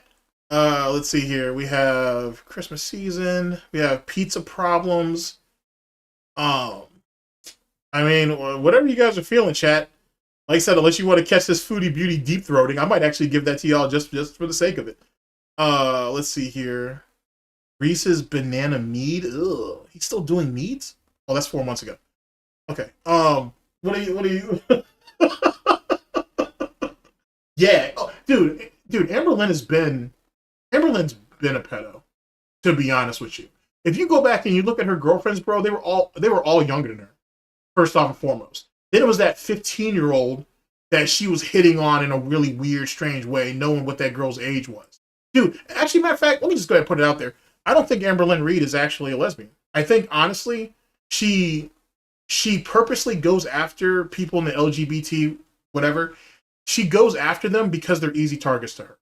Because she thinks, and probably is right, that no man is going to put up with her bullshit. So she just basically preys upon people in the LGBT community. It's a much easier lick.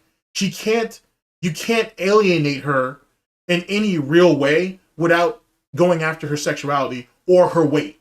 You know what I'm saying? And that's why everybody has to constantly keep going at her behavior. You can't, because she's already positioned herself in such a way that you can't go at her weight and you can't go at her sexuality. But if you listen to what Becky had been saying, they had little to no intimacy. When she was with Destiny, she was already getting too big to do much of anything anyway. And truth be told, I don't think she cared about any of those women in her life except for Destiny. And that's only because she couldn't control her. That's really what it is. I don't think she loved Destiny. I think she loved the idea of being able to control. And she couldn't do it. She's the one who got away. You know what I'm saying? If that makes sense. She's that one person that she thought she could victimize and she couldn't. She threw money at her. She threw whatever she could at her to try to to get her to buy in or to buy her out, and she couldn't make it happen. That's literally what it comes down to. It's the same reason, this is also another theory of mine, it's the same reason why Foodie Beauty ended up getting what's that cat's name? Julia. She ended up getting that cat Julia in the Middle East. That right there is she's going to eventually neglect that cat to the point where that cat dies. And that right there is just so she can get back at what happened with BBJ. Because BBJ was supposed to die in Canada or was supposed to be taken by a Beezer and then die under their care. So it completely absolves her. When FFG came in there and pulled that shit, it completely fucked it all up. So now, in typical serial killer fashion, Foodie needs another victim and whatnot. And if you guys have been keeping up, Henry's dead. Just in case you guys don't know, Henry is her hamster. Harry's dead. He's done. He got buried on the beach. It was, which you can't even do that. It's not even legal. But all that crazy shit. So Harry's dead. He's gone. Bye-bye baby. So the only person left is Julia. And I think honestly, she's looking at trying to kill Julia off. It's a sick thing to say. I understand that, but it's true. Let's see here. I mean, we can see this. We can, if you guys want to see Cobra go over this burger situation, we can do that. And then, if you want to see the madness, which is fucking Foodie, we can do that next because Foodie admitted she, oh my gosh, she admitted a bunch of shit. She basically admitted recently, like yesterday, I think it was, her marriage is a fraud. When she was in Thailand the last time, she, for those of you who follow her, she shit herself on the balcony, right? Come to find out, she actually shit the bed too. And she tried to use dish soap to clean it up, and she just made the mess worse. So so she ended up getting fined on her deposit. It's a mess, bro. It's matter of fact, let's just go ahead and skip to the foodies. Let's go ahead and let me go ahead and tap y'all into this, Asian GTG is into fucking feeders and stuff, so it is what it is. But, one does what one can, I suppose. Let's see here. Okay, Foodie. What are we gonna watch? What are we gonna watch? Chicken pickle. Pondu. Yeah, she had a 5-hour live stream where she ends up spilling all that, but we're not gonna go through that. Let's see, there's garlic bread. Let's see. We got barbecue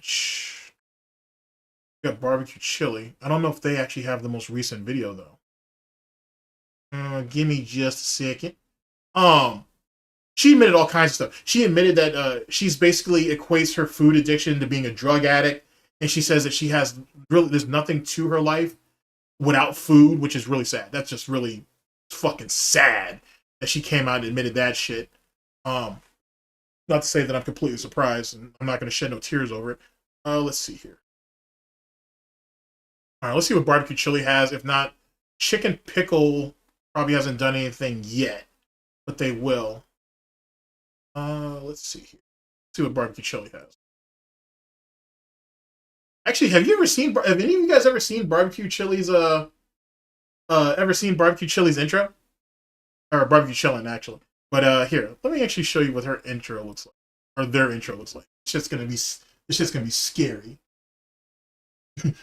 It's gonna be scary. It's gonna be scary. Oh man, we're not gonna watch the video. I just want you to see it. She make it clap, clap, clap. She make it clap, clap, clap. The same curve. I always run over that. Oh, look at all that. Respectable girl.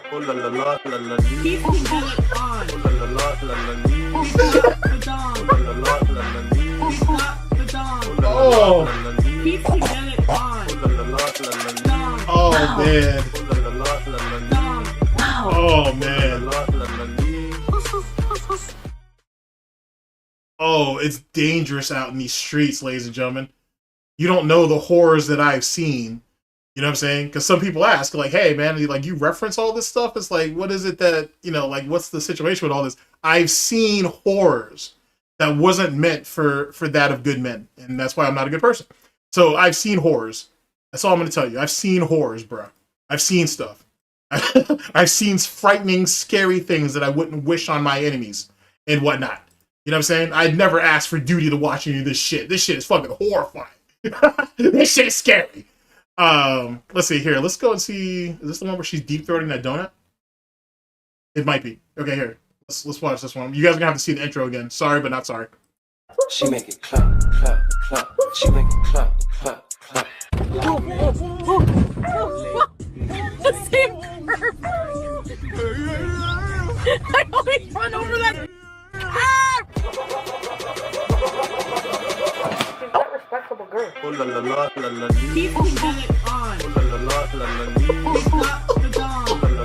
Now, keep in mind, this is back when she was in Canada. This was allegedly when she was at 320, 340 pounds. Like, you know what I'm saying? Like, she's definitely 500 pounds now. But she says that she's like 360 now, 380. Nah, B. She was 380 here, if not almost 400.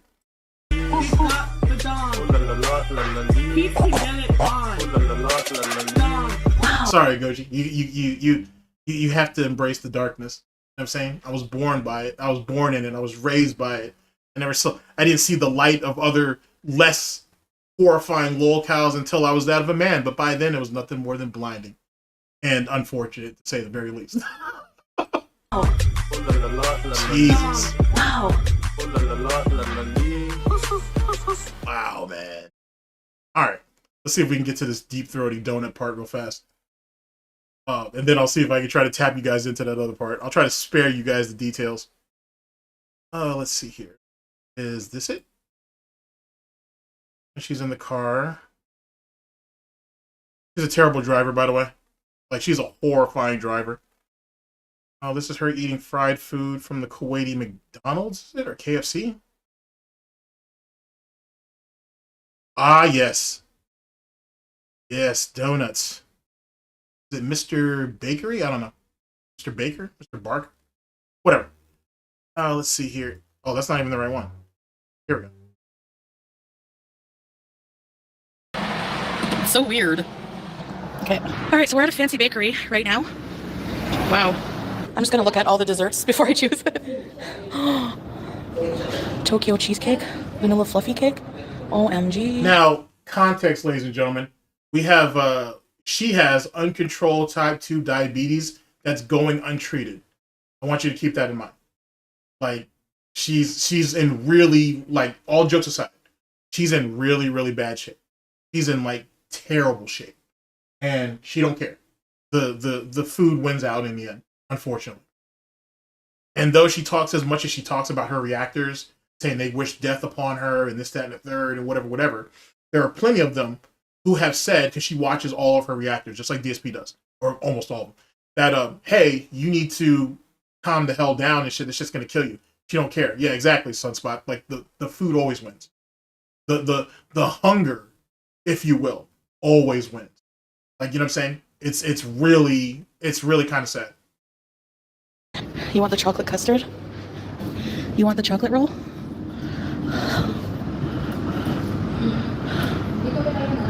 And if you listen closely, you can hear her breathing heavy. Yes, exactly. It's the thirst. The thirst is unquenchable. Like, there is no stepping away from the shit. Which one, babe? This one? Oh, or this one?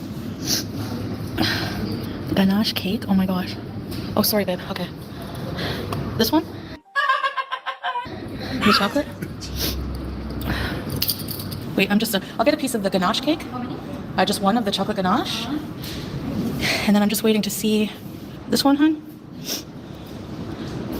It's a cream inside, not custard. It's a cream. I don't know, like this kind of cream. You want one of these with the strawberries, babe? The tart? Which one, babe? I'm waiting. Okay, I'm gonna get you the sorry. The chocolate eclair? Okay, let me see. It's not cut. It's not. What's inside of the eclair? Cream or? Sorry? Nah, she eats to her heart's content every day. Like, every day. Like, she's scared to go to, like, any type of diabetes class because she's scared of the restrictions. Like, you know what I'm saying? Like, she's very much like DSP, like any other lolcow. They don't want to have any type of restrictions, or they don't want to have to follow any type of rules or any of that. And in a weird sort of way, they always believe that when they're ready to do the right thing, everything will just fall into place. Right, they're scared of the truth. Exactly. It's really, really tragic. If a heartless, soulless bastard like myself can tell you that, I mean, what else can I say? And the thing is about Salah, and I gotta be honest about that, Salah should just get out now. He can easily find another woman that will bring him into Canada or whatever the case may be. She's just basically killing him. She's wearing down his life clock. And she's doing all of that to get back at what's his name? Natter or Nosferatu or whatever they call him. Whatever. She's just doing that to get back at Natter. And Natter don't give a shit. So it is what it is. Like, Salah needs to get out of there. But I'm not saying he's a victim either. Because if you saw those text messages to Kai Bella, I mean, and then she went ahead and swept for him, saying, "Oh, he's in a very repressed religion and system and this, that, and the third." I don't understand how raping women is a thing that you can walk away from. I don't understand how that's a thing. Even though you want to hold Natter and his alleged essay against you, you want to hold that to the fire, but you want to let your husband slide. That don't make no sense to me, bro. Is it custard? Cream. Oh, the milføy has custard. Okay. So which one, hon? Okay, I'll get you the strawberry cheesecake. How about that? We'll have a chocolate eclair. Just one. And actually, get me another ganache cake too, please. Yeah, I think you'll like that one too, hon. Chat question, or anybody who watches after the fact. Wouldn't you feel? Do you think the person behind the counter feels bad? Now, keep in mind, let me keep this in context. Do you think the person behind the counter feels bad for serving the food up? Now, let me be very clear about this. They hold no responsibility to it.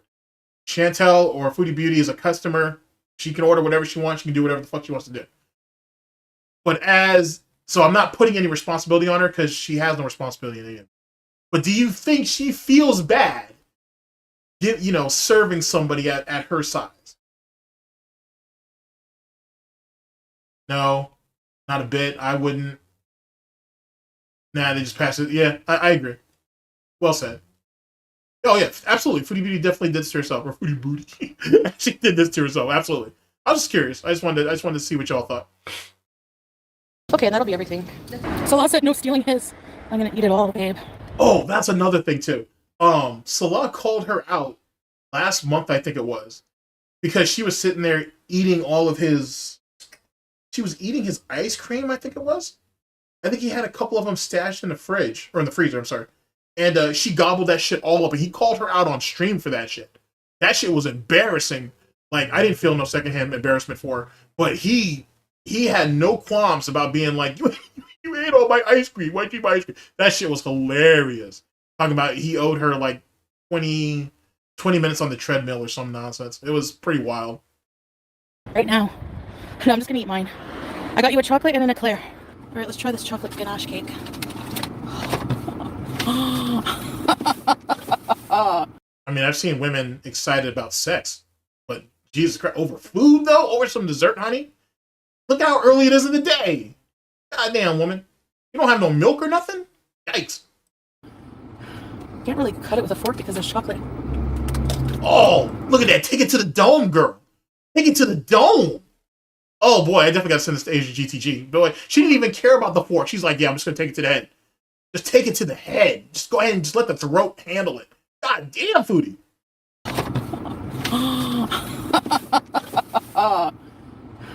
Can't really cut it with a fork because there's chocolate.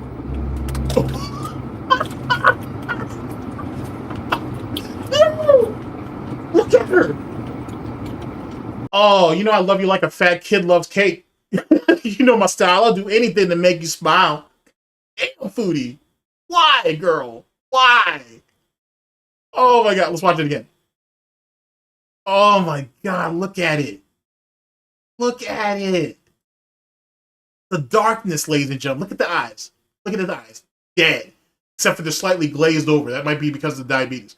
But then once she gets that cake in her hand, it was done. It was done. Can't really cut it with a fork because there's chocolate. Wow.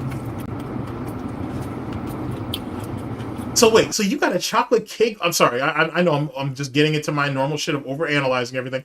So you bought yourself a chocolate cake and they encased it, the top, the bottom, and the sides with chocolate too? God damn, Kuwait's getting it done out there. Can't really cut it with a fork because there's chocolate. Look at that.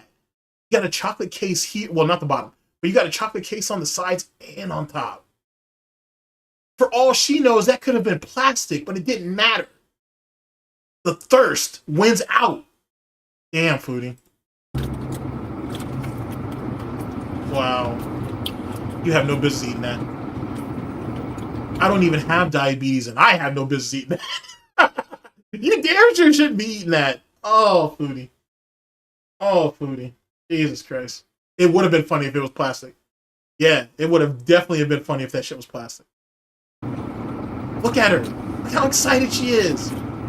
It's so good. I bet. One more bite. Yeah, there you go. Oh, good God. It's like it wasn't even there. Yeah, there you go. Go ahead. There you go, girl. You're about to get off. You're about to... Oh, wow. We're just going to go jump right to the eclair? We're not even done yet with the cake. All right, then. Go ahead. Let's see if you can throw that, too. Bismillah. Oh, and it has a chocolate thing at the top, too. I wonder if they do that for... if they harden chocolate like that for cooling purposes once it leaves the case. I wonder if they do that. That'd be neat. Huh. Oh, it's chocolate cream. Mmm. Oh, you're gonna like that. Look at her. Look at her like a bone constrictor. Oh, take it to the dome, girl. Take it to the dome. Oh, that's terrible. I'm having way too much fun with this.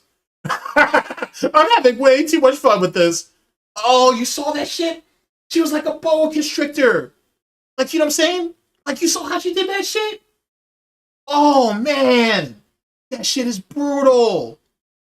Hey, I've seen a lot of food eating competitions or whatever. Don't judge me. I've seen a lot of food eating competitions, bro, but that right there takes the cake. Like, I can't remember the last time, outside of a child, of course, that I've seen anybody eat a cake without a fork or a spoon or something. She just was like, man, fuck the fork. Let me just take my trotter and just get it. Oh, that's so scary. Here's the thing, though, too. She hasn't had any dick in a long time. Trust me. Trust me. But I would think if her dome game is as good as she ain't took that cake down, she shouldn't have no problems, man. I would think, but maybe not. I don't know. Oh, you're gonna like that. Look at her. Oh, man, she really did deep throat that shit. Oh, and then she went for another bite. Yeah. Yeah.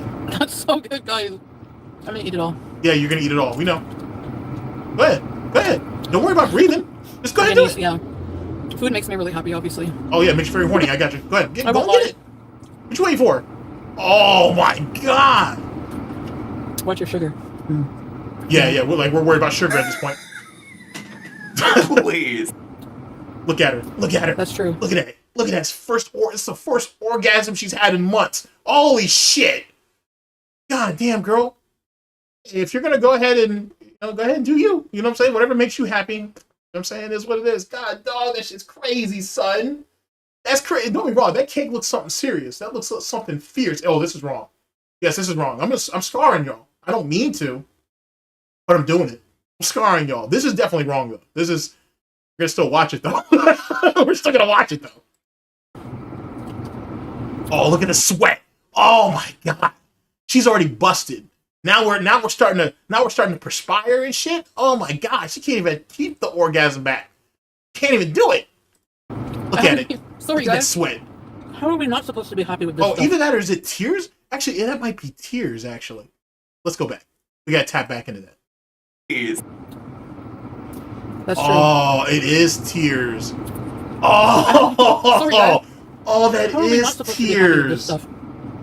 It's like crack. Oh, man, I kind of feel bad now. Sorry, but I'm not sorry. I don't care. But I feel like I should feel bad. Because that's not sweat, chat. That's her crying. That's how good the chocolate ain't done to her, man. That's what that. Let's think this out. So would it be it'd be BCC. So that big chocolate cake, that's what it did to her. It got her out here tearing up. It's got her tearing up. I promise you, those are tears, bruh. Here. Or that's a tear, I should say. If you look at here, let me bring it back. Let me tap back to it. I'm pretty confident it's a tear. It could be sweat. So either it's sweat because she ain't sat there and orgasmed. She ain't had an orgasm, I should say. Or it's tears because she orgasmed. One of the two. Please. That's true. Those are tears. That's a tear. Sorry, guys. That's a tear. How are we not supposed to be happy with this stuff? Oh my Christ, that's a It's tear. like crack. It's so good. That's why I don't want to go to the diabetes class. They're going to tell me to eat chocolate ganache cake with Splenda. No, that's why I'm addicted to sweets. It is addictive. Oh, I know it's Thanksgiving, but I don't really have much of a sweet tooth, honestly. Never have. I'm more of a salty person. I like salt. I think you could eat a treat. I'm not going to eat this every day, like a big piece of cake every day. Okay, hun. Bae. Want me to drop off the sweets? You come grab them and then bring me down some cat food and I'll go to the park. But it's true, 30 minutes on the treadmill. It's not going to do much if I don't watch what I eat. If I do 30 minutes on the treadmill and then go eat a pack of hot dogs. Honestly, if you work at Subway, do you get a free sub every day? Oh my gosh, I want that for lunch. No. Big back, big back. Okay, we're going to go get... Okay, back. Oh man, that's tough. That's tough. That's tough. I don't know if that's a... I'm pretty confident, man, that was a tear. But even if it wasn't, if it was sweat, that's not any better. That's kind of tough. I gotta be honest. We're gonna watch it one more time, though. But that's kind of tough. Jesus Christ. I kind of feel bad. Not bad enough to go ahead and stop watching it, but I kind of feel bad. That's rough. Claire. All right, let's try this chocolate ganache cake. Oh, yeah, dude. The other day, she said she was dreaming about... It was either KFC or McDonald's. Like, who dreams about fast food? And yeah, she had 3 fucking deculent cookies and like oh man, it's rough, bro. It's so rough, bro. You can easily lose your soul to this shit. I'm trying to pull Asian GTG out of this shit. Because if not, you're gonna fall into this pit and you're never gonna get out. Never. Never. Oh my god, look at that, bro. That's so crazy. I can't really cut it with a fork because there's chocolate. You really can't. It's like, dude, I gotta be honest with you. Like, the reason why, because like in 2020 and 2021, I wanted to start doing foodie videos because there was just nonsense stuff that was going on, especially after Crackhead Olympics. There was just so much stuff to point and laugh at. And I could never bring myself to actually just sit down and do the video, but yet I kept watching it though. Like, you legitimately can't look away from it. Like, you know what I'm saying? Like, back in like DSP's heyday, when shit used to be like really, really entertaining. Like, you know how you always were tapping in to see what was going on a day-to-day shit, hour-to-hour basis at times. But at a day-to-day basis. Foodie is kind of like that with this food addiction thing. It's wrong. Like, let me be a decent person for one of the few times in my fucking life when it comes to this YouTube shit. It's wrong. It's fundamentally wrong that she's eating herself to death like this. And people, I don't care that people are profiting off it. It is what it is. Once she put it out there, she opened herself up to that. But it is fundamentally wrong to sit there and watch it because theoretically, not you guys, I'll take the responsibility for it, but me watching it contributes to the problem, right? Now, I'm not moral grandstanding or something like that. I don't have no conscience about this shit. It is what it is. If this entertains me, it entertains me. But it is wrong. It's fundamentally wrong to watch someone eat themselves to death like this. The thing is about Foodie, similar to Amber, is there are two people without any type of redeemable qualities. Does that mean they deserve to die? No. Does it mean that they deserve to have something amputated? No. Do they deserve to have a heart attack or a stroke or any of those things? No, not at all. And yet I still can't look away from it. I just can't. It's one of the most disturbing things online. It really is. It's just fundamentally wrong. But I'm not gonna look away though. I just can't. I can't. I really can't. Amber, I was kind of able to wing myself off of Amber for a bit. Because that shit's starting to get really creepy and really malicious, and how people still defend her, whereas if she was a man, they would have had her ass in jail. That is what it is. But Chantel or Foodie Beauty, whatever you want to call it, it's just so much worse.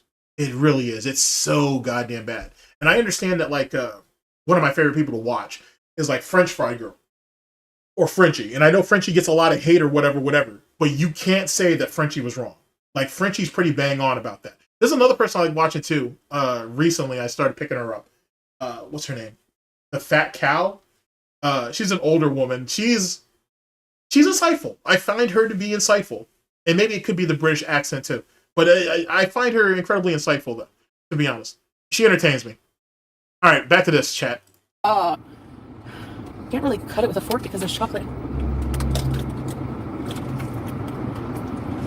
Wow.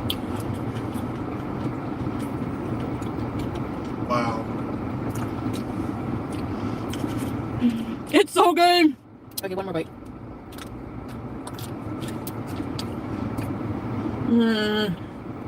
Bismillah.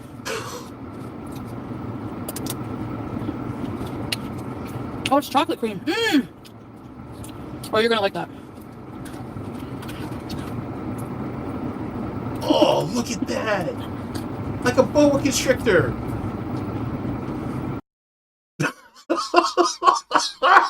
Oh, that's so good, guys. I'm gonna eat it all. Good God. And Jenny's, yeah. Food makes me really happy, obviously. I won't lie. Yeah, she's crying. She's crying. She's literally crying. You can see it. You can see where the tear is at. That's right there. That's a tear. Oh, man. Oh, man. That's some fantastic food. Especially steak, man. I've had some fucking fantastic steaks. I ain't never thrown a tear out at nothing. Not over food, but god dog, bruh. Like, there's something wrong with that. You shouldn't be crying over food. Oh, fucking A, bro. I mean, if you're starving or something, like if you're actually starving, like you like had to go like 8 days without eating and shit, that's one thing. You know what I'm saying? To finally, you know, especially if you're in a drastic situation. That's one thing, but just be eating this shit? Like, come on, bro. Watch your sugar. Yeah. Yikes, man. Please. Crazy. That's true. Holy shit. Sorry, guys. That's How are we not supposed to be happy with this stuff? That's a tear, man. It's like crack. It's so good.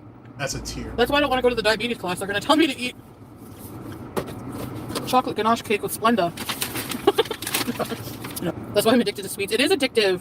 I know it's Thanksgiving, but I don't really have much of a sweet tooth, honestly. Never have. I'm more of a salty person. I like salt. I think you could eat a treat. I'm not going to eat this every day, like a big piece of cake every day. Okay, hun. Bae. Want me to drop off the sweets? You come grab them, and then bring me down some cat food, and I'll go to the park. All right, let's leave it at that. I think I've gotten my point across. Oh man, that's man. I'm telling you, I've seen darkness that most men should not have seen. Most people should not have seen. I have seen absolute darkness. Oh, I found the video where she admits to crapping in the bed in Thailand. Sorry, chat. You already know what that means. This is how we close it up. And you know what that means, chat. That means you guys got to get that intro again. You got to get the clap. This will be the last one. I promise, chat. This will be the last one. Evil laugh. Woo! Oh. All right, can't tell. Go ahead and make it clap. She make it clap, clap, clap. She make it clap, clap, clap. You know what? I know an intro that would even freak you guys out even more. All right, let's hold off on that. Let's get through this part first. Frenchie has a pretty messed up intro. It's funny, but it's pretty messed up.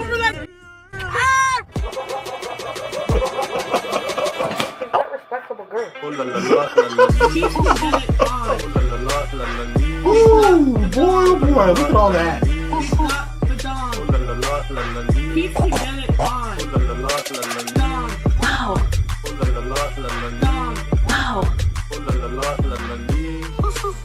Wow. Okay. Welcome to a car mukbang. Yeah, we don't care about that part. Today I'm at Hardee's. I'm trying their new tornado sandwich. Fries and Santa Fe sauce. Unless you're planning deep throating that too, I'm not here for that. Let's have some fries and Santa Fe. So. This will probably be short.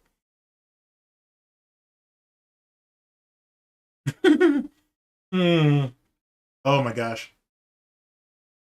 Oh, I have so much wonders to show you guys. I was not expecting it to be this big. I've got so much crazy nonsense to show you guys. It won't be today though, but yeah. Yeah, she does have a weird body type, right? Like Amber does too, because Amber, she has, like, the majority of Amber's weight's in her legs. They look like two big tree trunks. To be honest, that's probably the best way I can describe Amberlynn Reed's legs to you. They look like tree trunks. Whereas Chantel is literally shaped like she's an oddly shaped barrel. I don't know how else to describe it to you. I guess she's just an oddly shaped barrel.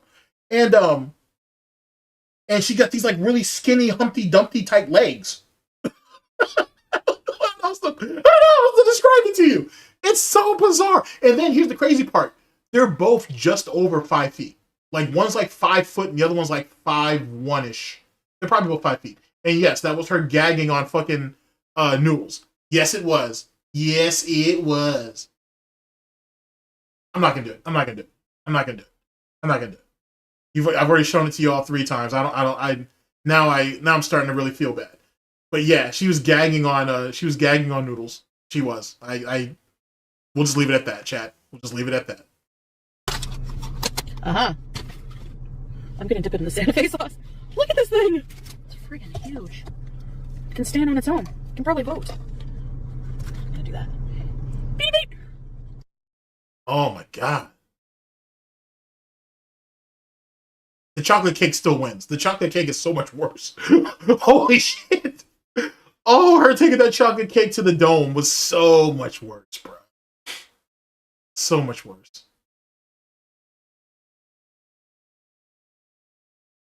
Oh, these comments are kind of brutal. You don't want to see people. Nah, we're gonna watch all. God, don't bite your fingers. Jesus.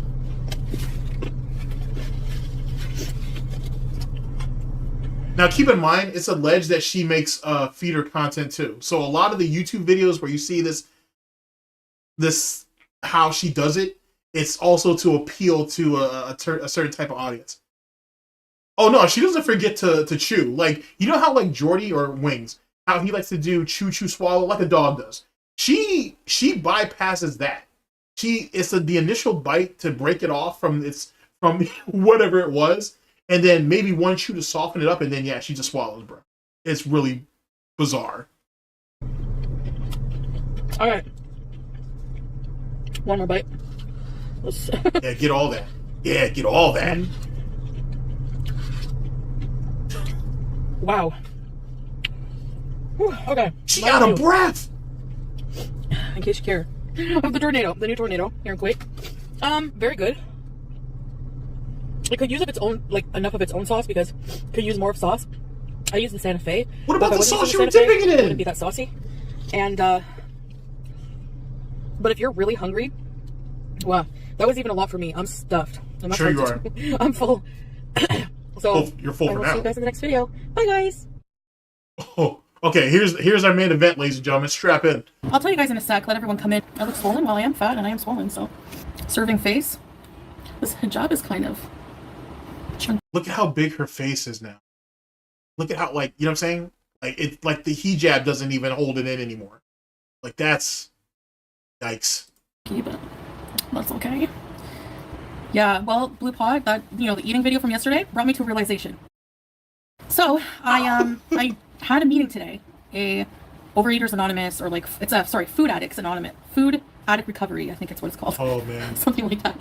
So yeah, I had a Zoom meeting, and yeah, I went to a meeting, and I think I'm gonna try different ones because just to get Yeah, we've certainly strayed too far away from God.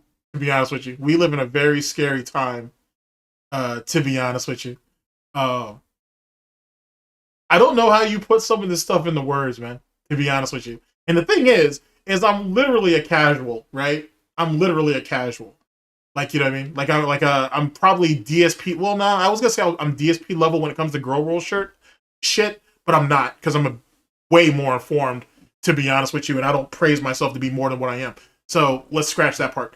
I'm still very much a casual when it comes to some of the people who are deep in girl world, and that shit is dangerous. That shit is fucking crazy.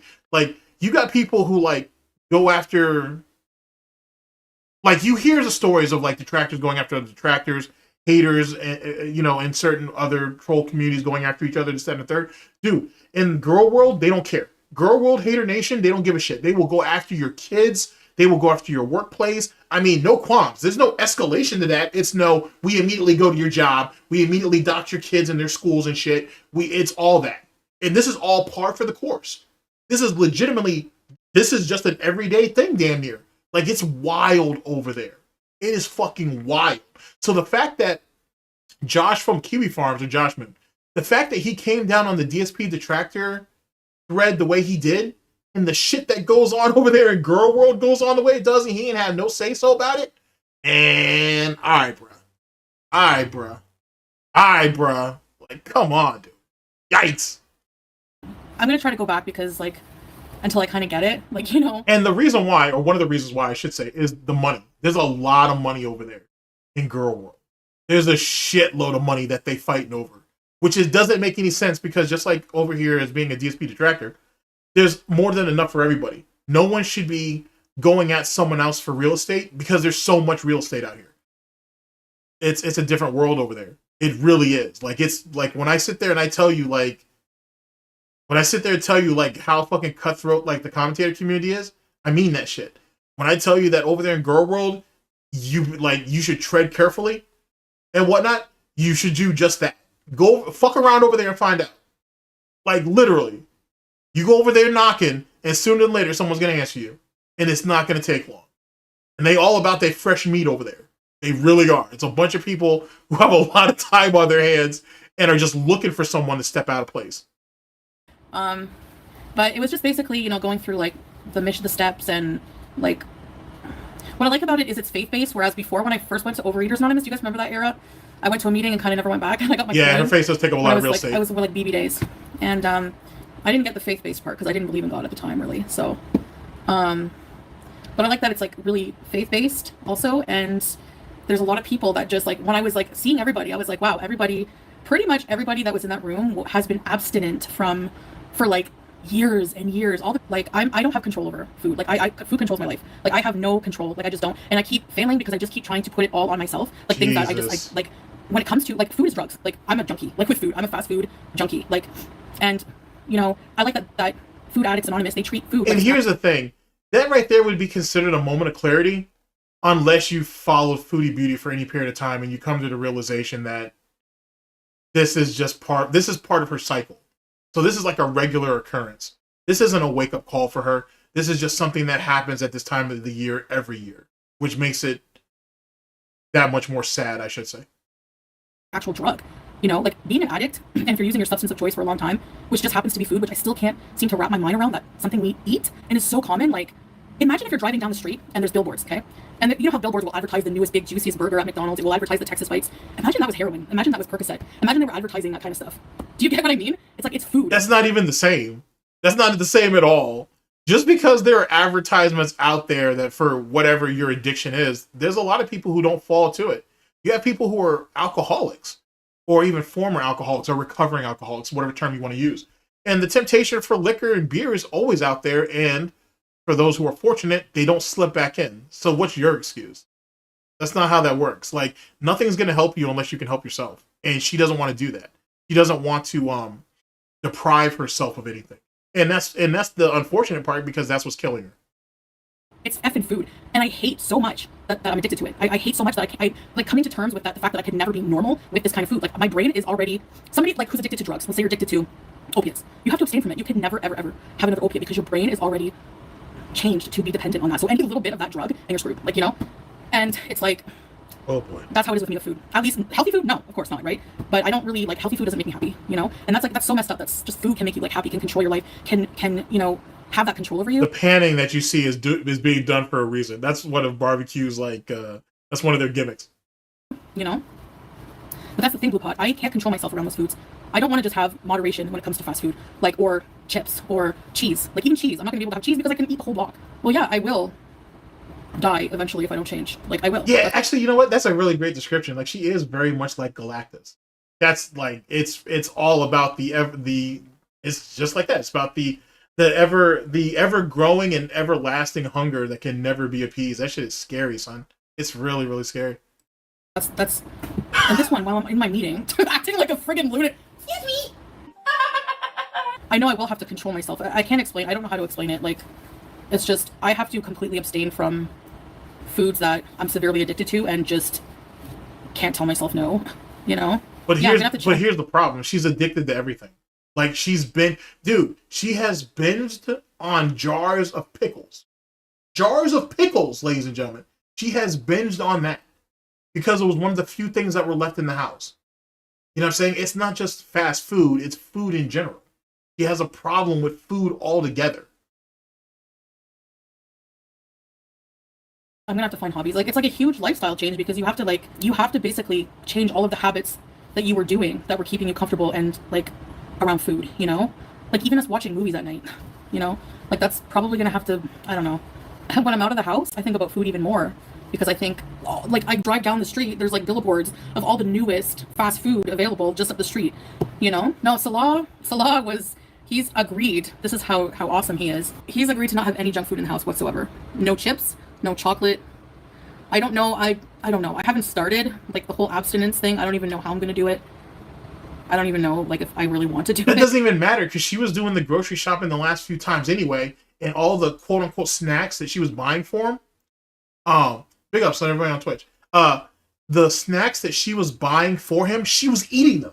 She was eating them before he even got home. You know what I mean? Or she wouldn't tell him about it for a few days, and then if he ever asked, "Oh, I forgot. I'll pick it up for you later." Oh, okay. And then he just goes along. Like it's really grimy. Like what she was doing, bruh. I have to do it. I think your YouTube channel makes your addiction harder to beat. Honestly, I don't know. Pizza's kind of useless to be honest with you. Outside of his $15,000 that he got as an inheritance from his father passing away, R.I.P. to him. He really doesn't serve a purpose to be honest with you. Like pizza's emotional support, and then like I said, besides that $15,000. That's pretty much it. He doesn't have anything else there. Yeah, that is a huge gap. I don't think so. Because I don't feel pressured to do, because my channel, like, isn't just a food channel. Like, some of my food videos get more views, but I think my views stay pretty consistent, like, no matter what I do. You say it's not a food channel. The two things on your channel that are the most successful, it could have been the traveling stuff, but that is what that is the food and the rages. That's it. And speaking of which, let me put this out there. Yeah, she's diabetic. Yeah, you most certainly, yeah. She's definitely diabetic. Like she's type 2 uncontrollable diabetes because the medication that was prescribed to her, which I think she said she was on like 3 or 4 types of medication, she's not taking any of them, or she takes them periodically. So it's crazy. Yeah, she does make money on YouTube. Yes, she does. She has her main channel mainly from streaming, to be honest with you, because she doesn't pull the views that reactors do. And then she has a secondary channel, it's supposed to be a couples channel. But that really didn't go anywhere, to be honest. But it's theorized that her major moneymakers is her cameo, because she does have one of those. And then it's alleged that she's doing feeder content on the side as well. So those are probably the two things that bring in the most money. You know what I mean? Maybe some food videos are higher than others if it's like really... Oh, I was saying, because French Fry Girl is her biggest op. Like, you know what I'm saying? Like, by far. It should be Charlie Gold, but Charlie Gold is just now getting back into the game. So if you were to say who are Foodie Beauty's top 3 ops, it's by far French Fry Girl, Yaba, or YouTube Underground, and most people would put garlic bread in, or not garlic bread, it's garlic bread. They would put him there, or Jordy's Jordy, but I'm gonna put Charlie Gold there to be honest with you because of all the weight she lost. She blew Foodie Beauty and Amber Lynn Reed out the fucking wall, out the water, and they're both super butthurt about it. Yaba's pretty consistent, and as in her streaming and whatnot. Charlie Gold is really heavy in her editing, and she sometimes streams. So, truth be told, like Frenchie is probably at the top of the heap because she makes the most money. But the thing is. Frenchie has gone through a lot of crap over the last like year or two, like in her personal life. So she streams far less. And she also streams on Twitch and she streams on Kick. So she has diversified herself in such a way that she doesn't need YouTube. She's not dependent on YouTube like that. When Frenchie's not on YouTube, if you guys really pay attention to how Foodie is acting, she gets more and more nervous. And I think one of the reasons why is, as you know how like DSP says, oh, my detractors are nothing without me. At this particular point, Foodie Beauty isn't really anything without Frenchie. Now, don't get me wrong. There's other, like I said, there's other variables involved. But like when Frenchie's not around for a few days is when you see Foodie start to get really nervous and whatnot. And it's really because she's addicted to watching French Fry Girl. She's addicted to listening to her opinions about her, and then she can react to it later or whatever. And it eats away at her when she's not doing it. It's almost like it's jealousy, really. It's because Frenchie had reacted to Foodie for so long that I think in some ways Foodie's starting to get nervous that Frenchie might move on to someone else. Because to be honest with you, Frenchie or Foodie Beauty doesn't do it for people as much anymore. It's really like few and far between. It's a really interesting concept. The dynamics to their relationship, if you want to call it that. Very strange. Like junky, but I don't know. It's not like enough to make a big difference. So if I was like somebody who just did mukbangs all the time, that would be different. Like Hungry Fat Chick, like she started a health journey and she wasn't getting the views she wanted, so she went back to eating videos. I don't think that my views make that much of a difference. Like, you know, I've been on Ozempic before. Not even that can quell my beast inside of me. Yeah. Yeah, that's right. Amber's been on Ozempic a couple times too. But yeah, Foodie was on Ozempic and she was still gorging herself. You know what I'm saying? Like she couldn't get, like whatever it is that Ozempic's supposed to do, it's supposed to be like a fat burner, I'm pretty sure. It didn't work because her food, and because as whatever weight she was losing, as it was coming off, she started to get paranoid, so she started upping her food intake so to offset it. It's really weird. Like it's very counterintuitive. Why would you do this?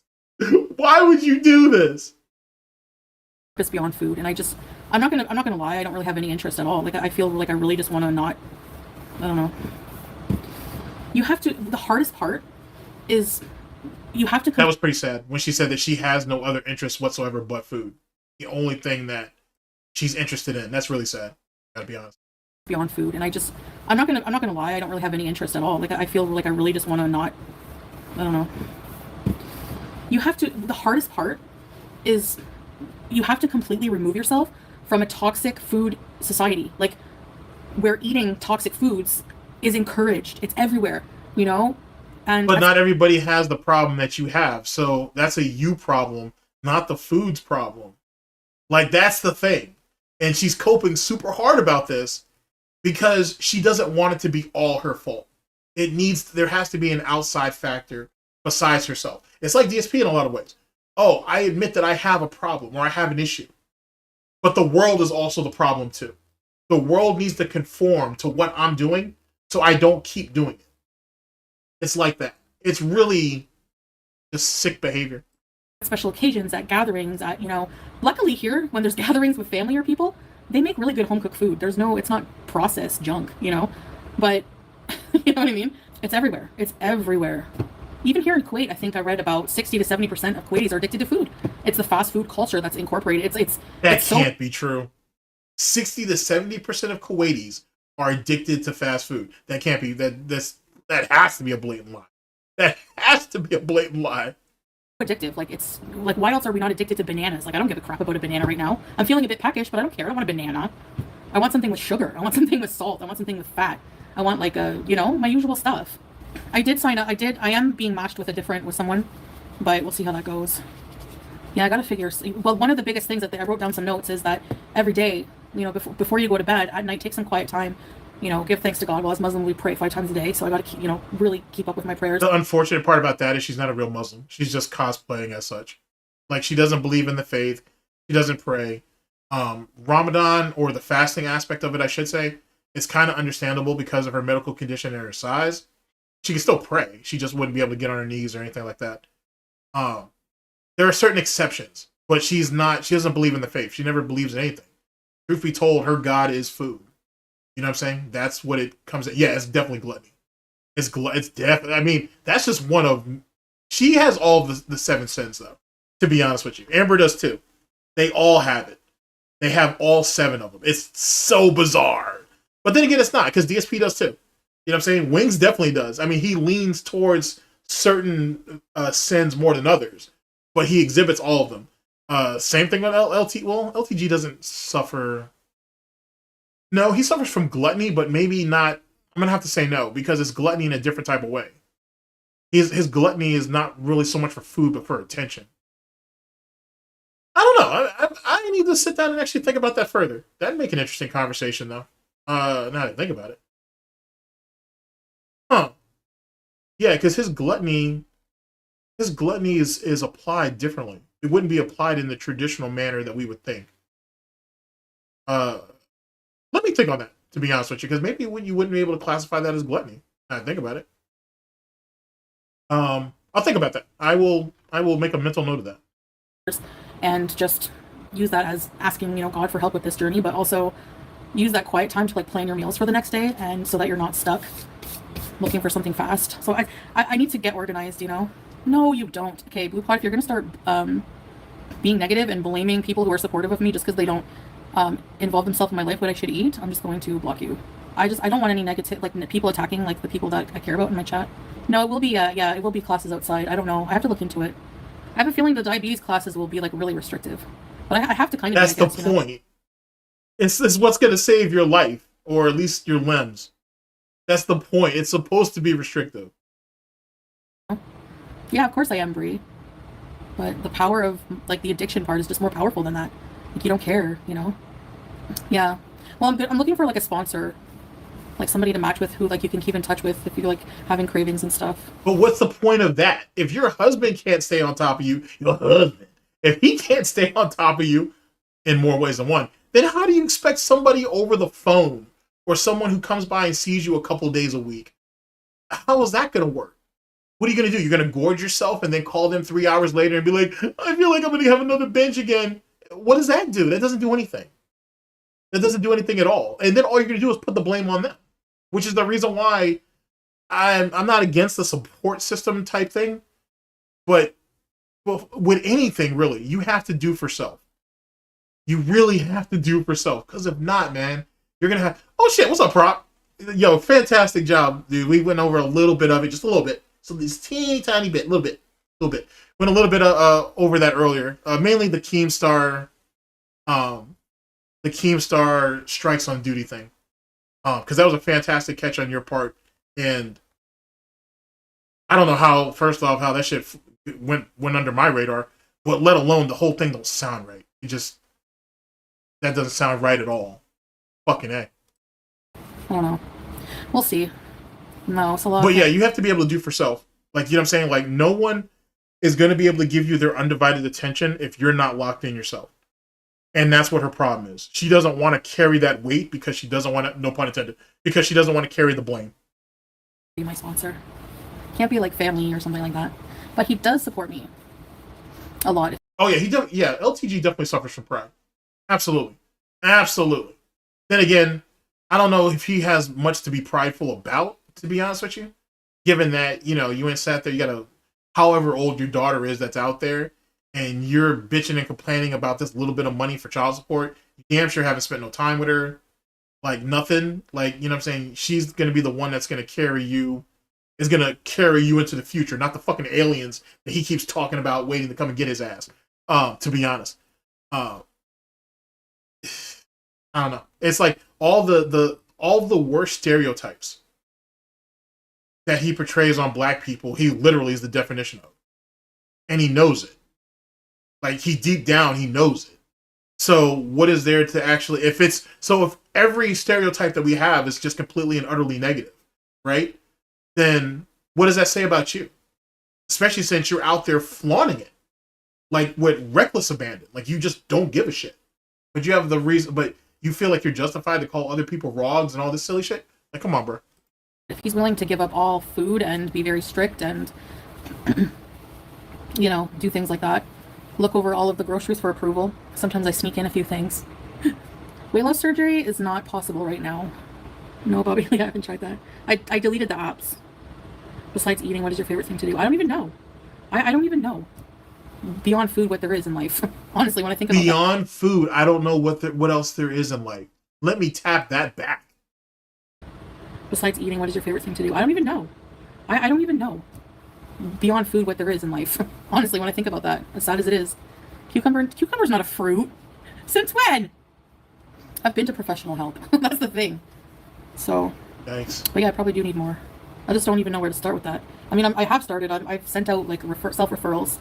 I know. I have to stop nicotine. I have to stop a lot of things, and I just, well, food and nicotine basically. Get out with your juice. What are you doing? What are you doing? You're misbehaving. The cat bite is okay. It was a scratch. Looks like the Bermuda Triangle. I find that, like, I know, like, in Islam we believe that, you know, God chooses like our partner for us, and like for me to be in a relationship, like I don't. If I wasn't with Salah, I wouldn't ever be in a relationship, because like I realized that I'm like a basket case. I have so many problems, and being with an addict is like, it must be hell sometimes. Like really, I am like responsible about certain things, but like other things, like I struggle. But when it comes to food, I'm just like powerless, like completely powerless. I know I could quit smoking easily, you know, just like that, but I can control that. But when it comes to food, it's like, Rhonda, we will give the old beezers a beezer spray for food. If you can't control your eating, how would you expect anybody to how would you be able to convince anybody that you can stop smoking when she's proven multiple times that she can't stop smoking? She can't stop smoking cigarettes. She can't stop smoking shisha. She just finds something else to replace whatever it is she's trying to stop. And at the end of the day, it always comes back to food. Always comes back to food.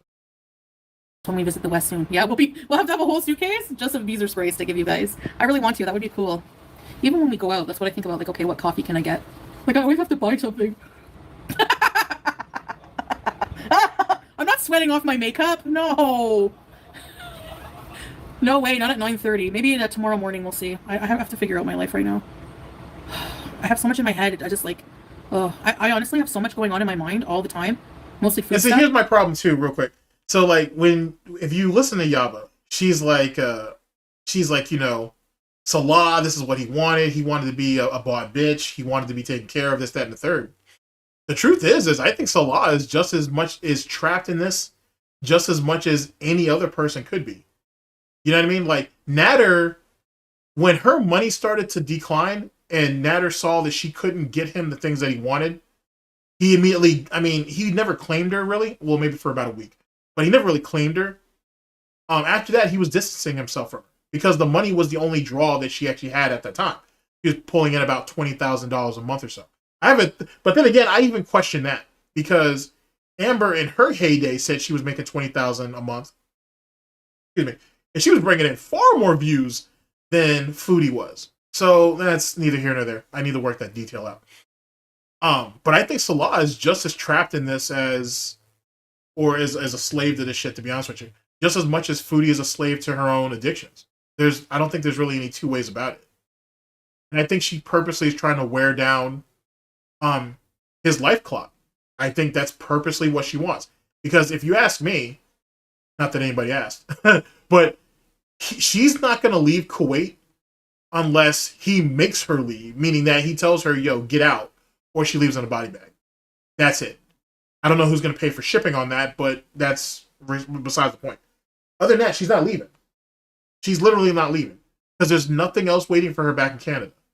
She has literally screwed herself royally over there. She has 2 bankruptcies that she's still trying to work out. She doesn't have a friend to her name. Her family don't want her living with them after the music business Marty situation. She's got nobody because Peace doesn't live by himself. He rents a room from like this older couple. She's got nothing in Canada. She's got nothing waiting for her at all. So the only place she could kind of stay is Kuwait and doing all this border hopping or visa running, as they call it. But even then, it's gonna eventually fall at the seams too. She can't do that forever. So there's this thing on. How old is Foodie? She's 40. She's 40. Talk. It's like a something 528 hertz or something noise. It's like And I just listened to it for like 10 minutes straight, just like this. But she presents herself as a child. I mean, she is a child. Don't get it twisted. But yeah, she was making $20,000 a month while racking up all this debt. She spent a lot of it on Natter and whatnot. She spent a lot of it on drugs, to be honest with you, because she has an addictive personality. Here's how the drug habit allegedly started. Went over to Natter's house one night. She saw a glass pipe on the floor and picked it up and lit it. And that was allegedly her first hit of the substance. And she's been addicted, and she was essentially addicted ever since. Now, she already had an addictive personality as it pertains to food before that. But that right there, allegedly, according to the rumor, to the myth, to the lore, is what caused her to get caught up on edibles or marijuana in general, because she does a bunch of different stuff when it comes to that. And when she was with Natter, it just progressively got worse and worse. Crack, coke, all these different substances.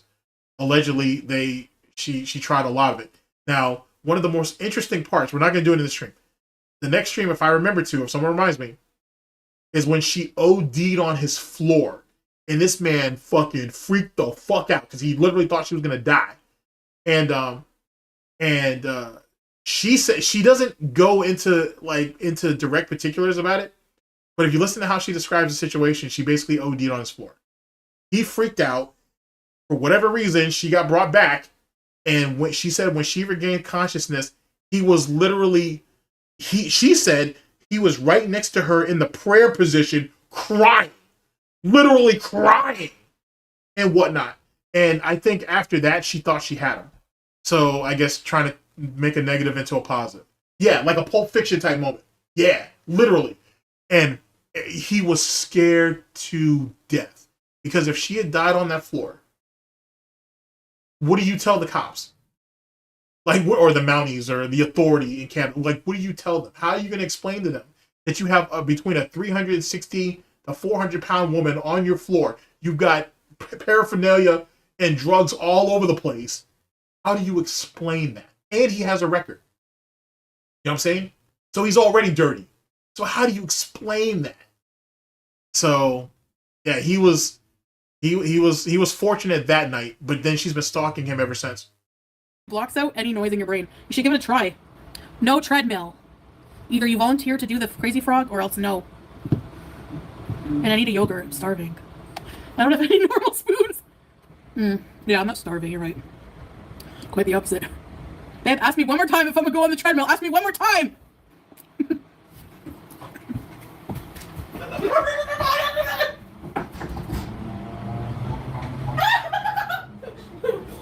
No.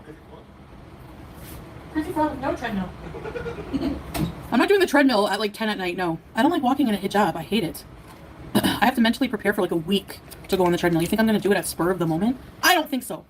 It's just hot. Like, why would I walk in a hijab if I don't have to? Treadmill?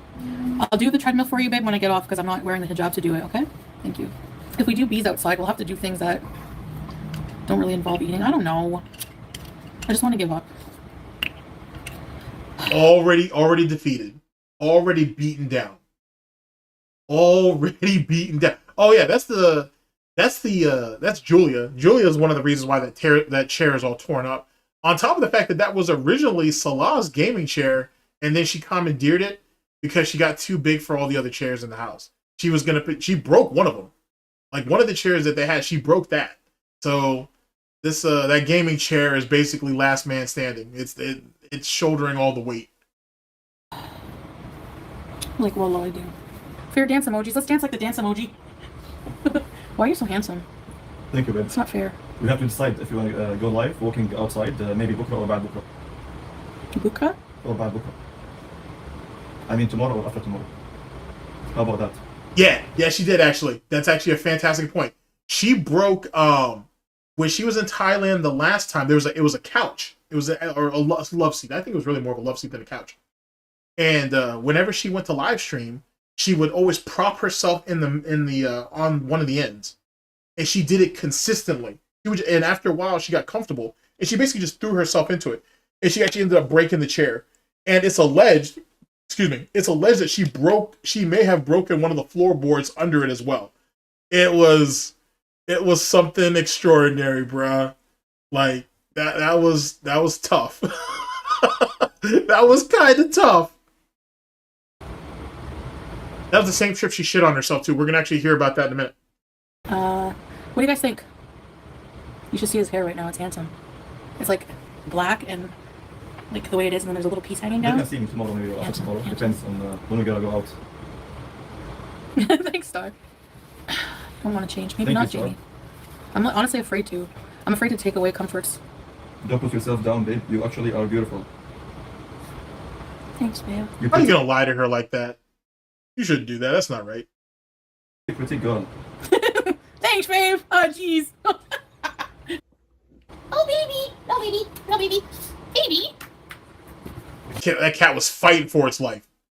That cat was fighting for its life. She hates me though. Yeah, she wants to be someone. I was about to like tell the beezers, like, see you in the chat.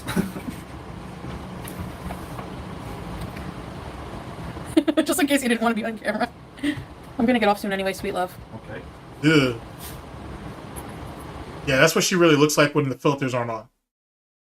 Like it's a rough complexion, bro. It's a real rough complexion. Gotta tell you. And it's because she eats absolute trash. So, I mean, you get what you pay for, I guess.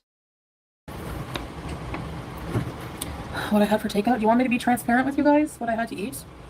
No, I don't want to. I actually feel shame. I don't know why. I mean, I know why, but it's not usual that I do. I'll just let you guys guess and think what you want. Yes, I ordered out. Of course you did. A weak creature. I'm a slave. KFC. Wow. KFC. Yes, it was KFC. Of course it was. And she'd been binging honestly, on KFC for like the better part of a week. Like deep throating those twisters and whatnot. Fuck it. I might have to bring that up. Kind of turned off of the KFC. It wasn't that good this time. So, I don't know. It grossed me out a bit. The chicken was like rubbery. I don't know. No, Chantel. I know. Oh well. I had KFC. Salah can eat a fast food meal and not give a shit if he doesn't eat another one for another whole month. Do you know what I mean? How come some people are addicted to fast food and some people are not? It has to be something in the brain. You developed it. You did it over a period of time. Because you couldn't address your problems. You couldn't address the daddy issues. You couldn't address the fact that your mama gave you up. Her mother really did abandon her and whatnot. Because she was in a home for a bit, and then her grandmother was basically forced to take care of her and whatnot. Her father just got up and out that bitch, which was probably, though I don't agree with you abandoning your kids, he got up and out of there and started a whole nother family, and he has 2 sons, and they're forbidden to see to meet Chantel or the other way around.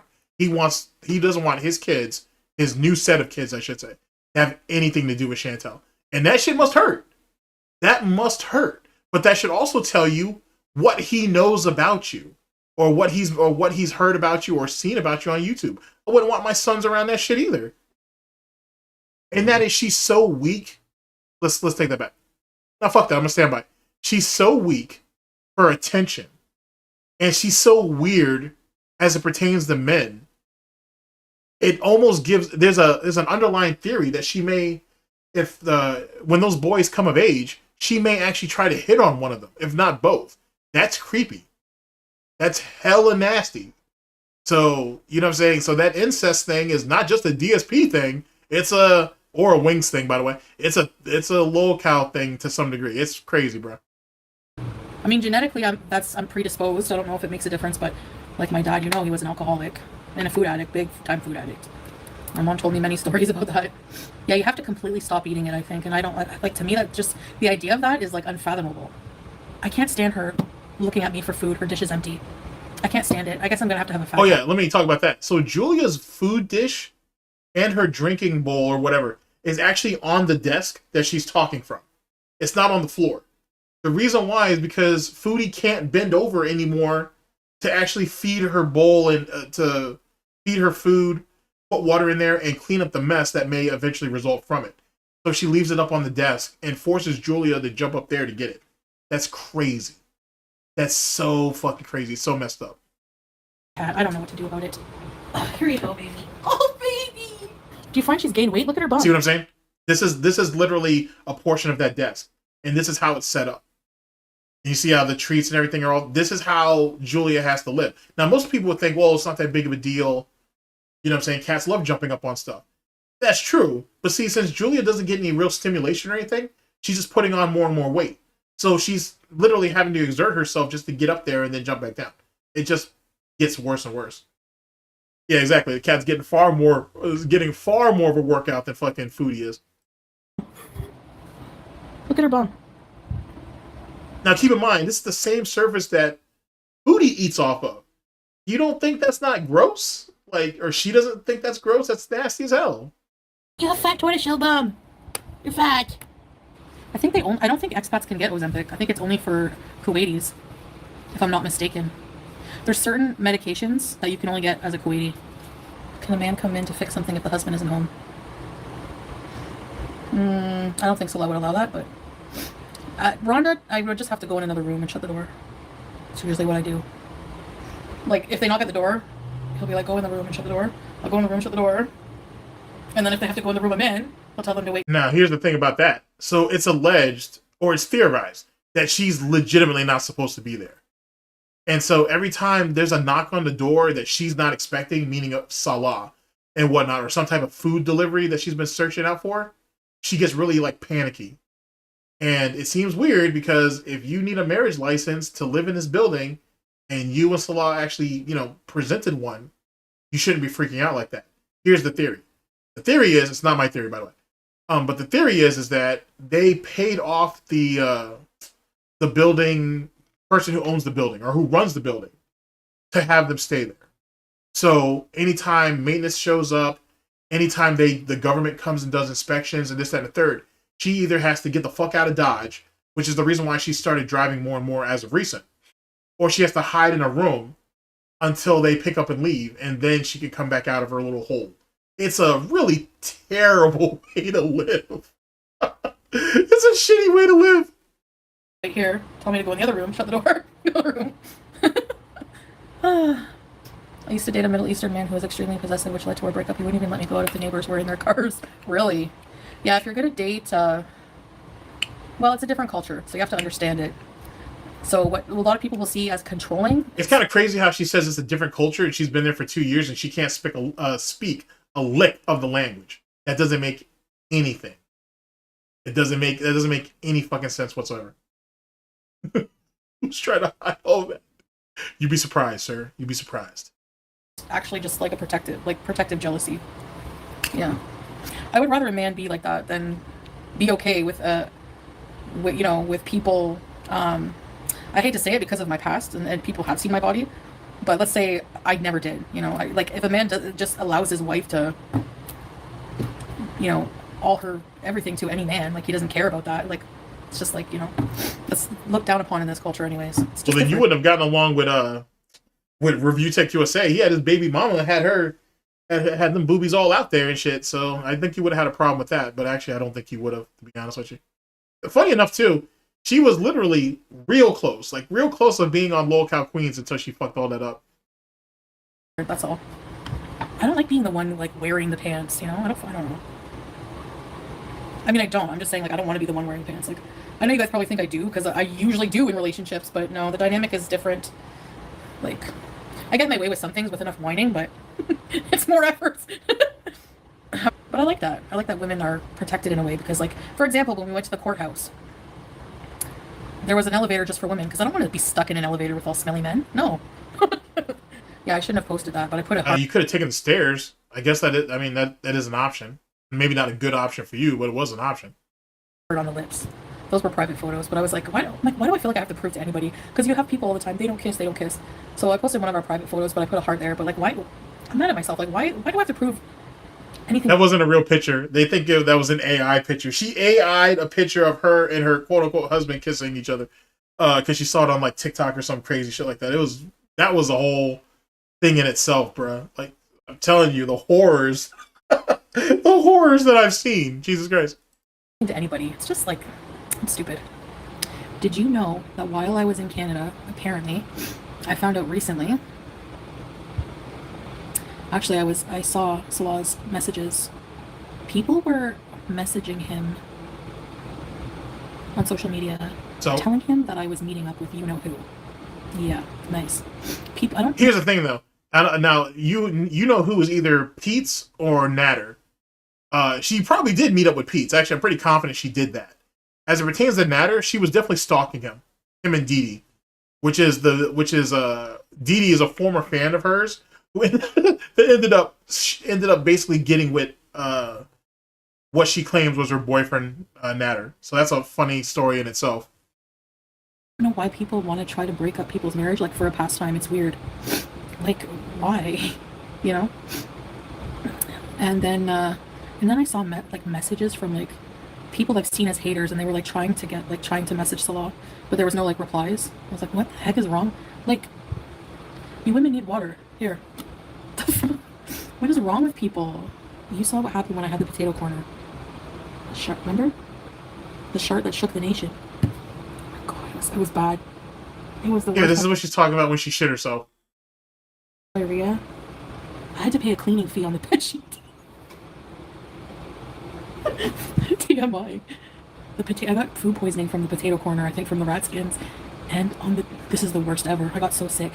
On the day that I was supposed to leave I made it without having to pay a cleaning fee for the whole time. The day that I was supposed to go to the airport, I had the worst diarrhea, and like, I shit the bed. You couldn't have water. That's never happened. Sure it hasn't. Honestly. Pants, yes, but the bed and their white sheets. Like, I tried to get it out. Anyways, that's what's going on. And I put a deposit, right? So I go to check out early in the morning. I go to check out, and the guy goes, okay, we sent somebody upstairs to check the room. It's taking forever. I hear the guy on the two-way radio. I don't know, they're talking in Thai. He was too said in Thai, like, charge her, she shit the bed. So anyways, yeah, they took a few hundred off my deposit. I think I got a few hundred. It wasn't my fault. I'm not nasty. It's not my fault. It was like liquid. Like I couldn't hold it. That's how bad it was. That's how sick I was. So it was your fault. Out. Like when I would move, I used the dish soap. It wasn't a lot. Like, what a sick little person. I cleaned it up, you know, and but it was still. The sheets were white like this, so it was like a little stained. Hey guys. Oh my god. Anywho, I won't torture you guys any further. But yeah, that's that. She has sat there and shat herself, tried to hide it, and check out before the jig was up. And trying to get out before the jig was up, and she got caught up. Oh man. Oh man. I don't know what to tell you. That's just really gross, to be honest with you. That's pretty. You got to be a pretty sick individual. She was better off just being honest about it. But I guess she couldn't do that for whatever reason. It is what it is.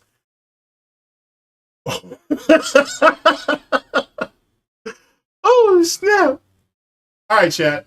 Let me let's check in with y'all real fast, and then we will go ahead and cut out. It's been a rather fun time, I gotta say. It was very, very successful. Is she related to Phil? No, not as far as we know. As far as we know, we don't think she's related, but she's just as much of a fucking gross individual as Phil. It's an absolute nasty individual. I don't have words to describe to you what that is and what that's about. But like I said, there's far more. There are far more messy stuff that I can put you on game with. Oh, so that's what that actually looks like? I actually did that right. Oh. That actually worked out. I did not know that. I could have, well, we could always test that later. But yeah.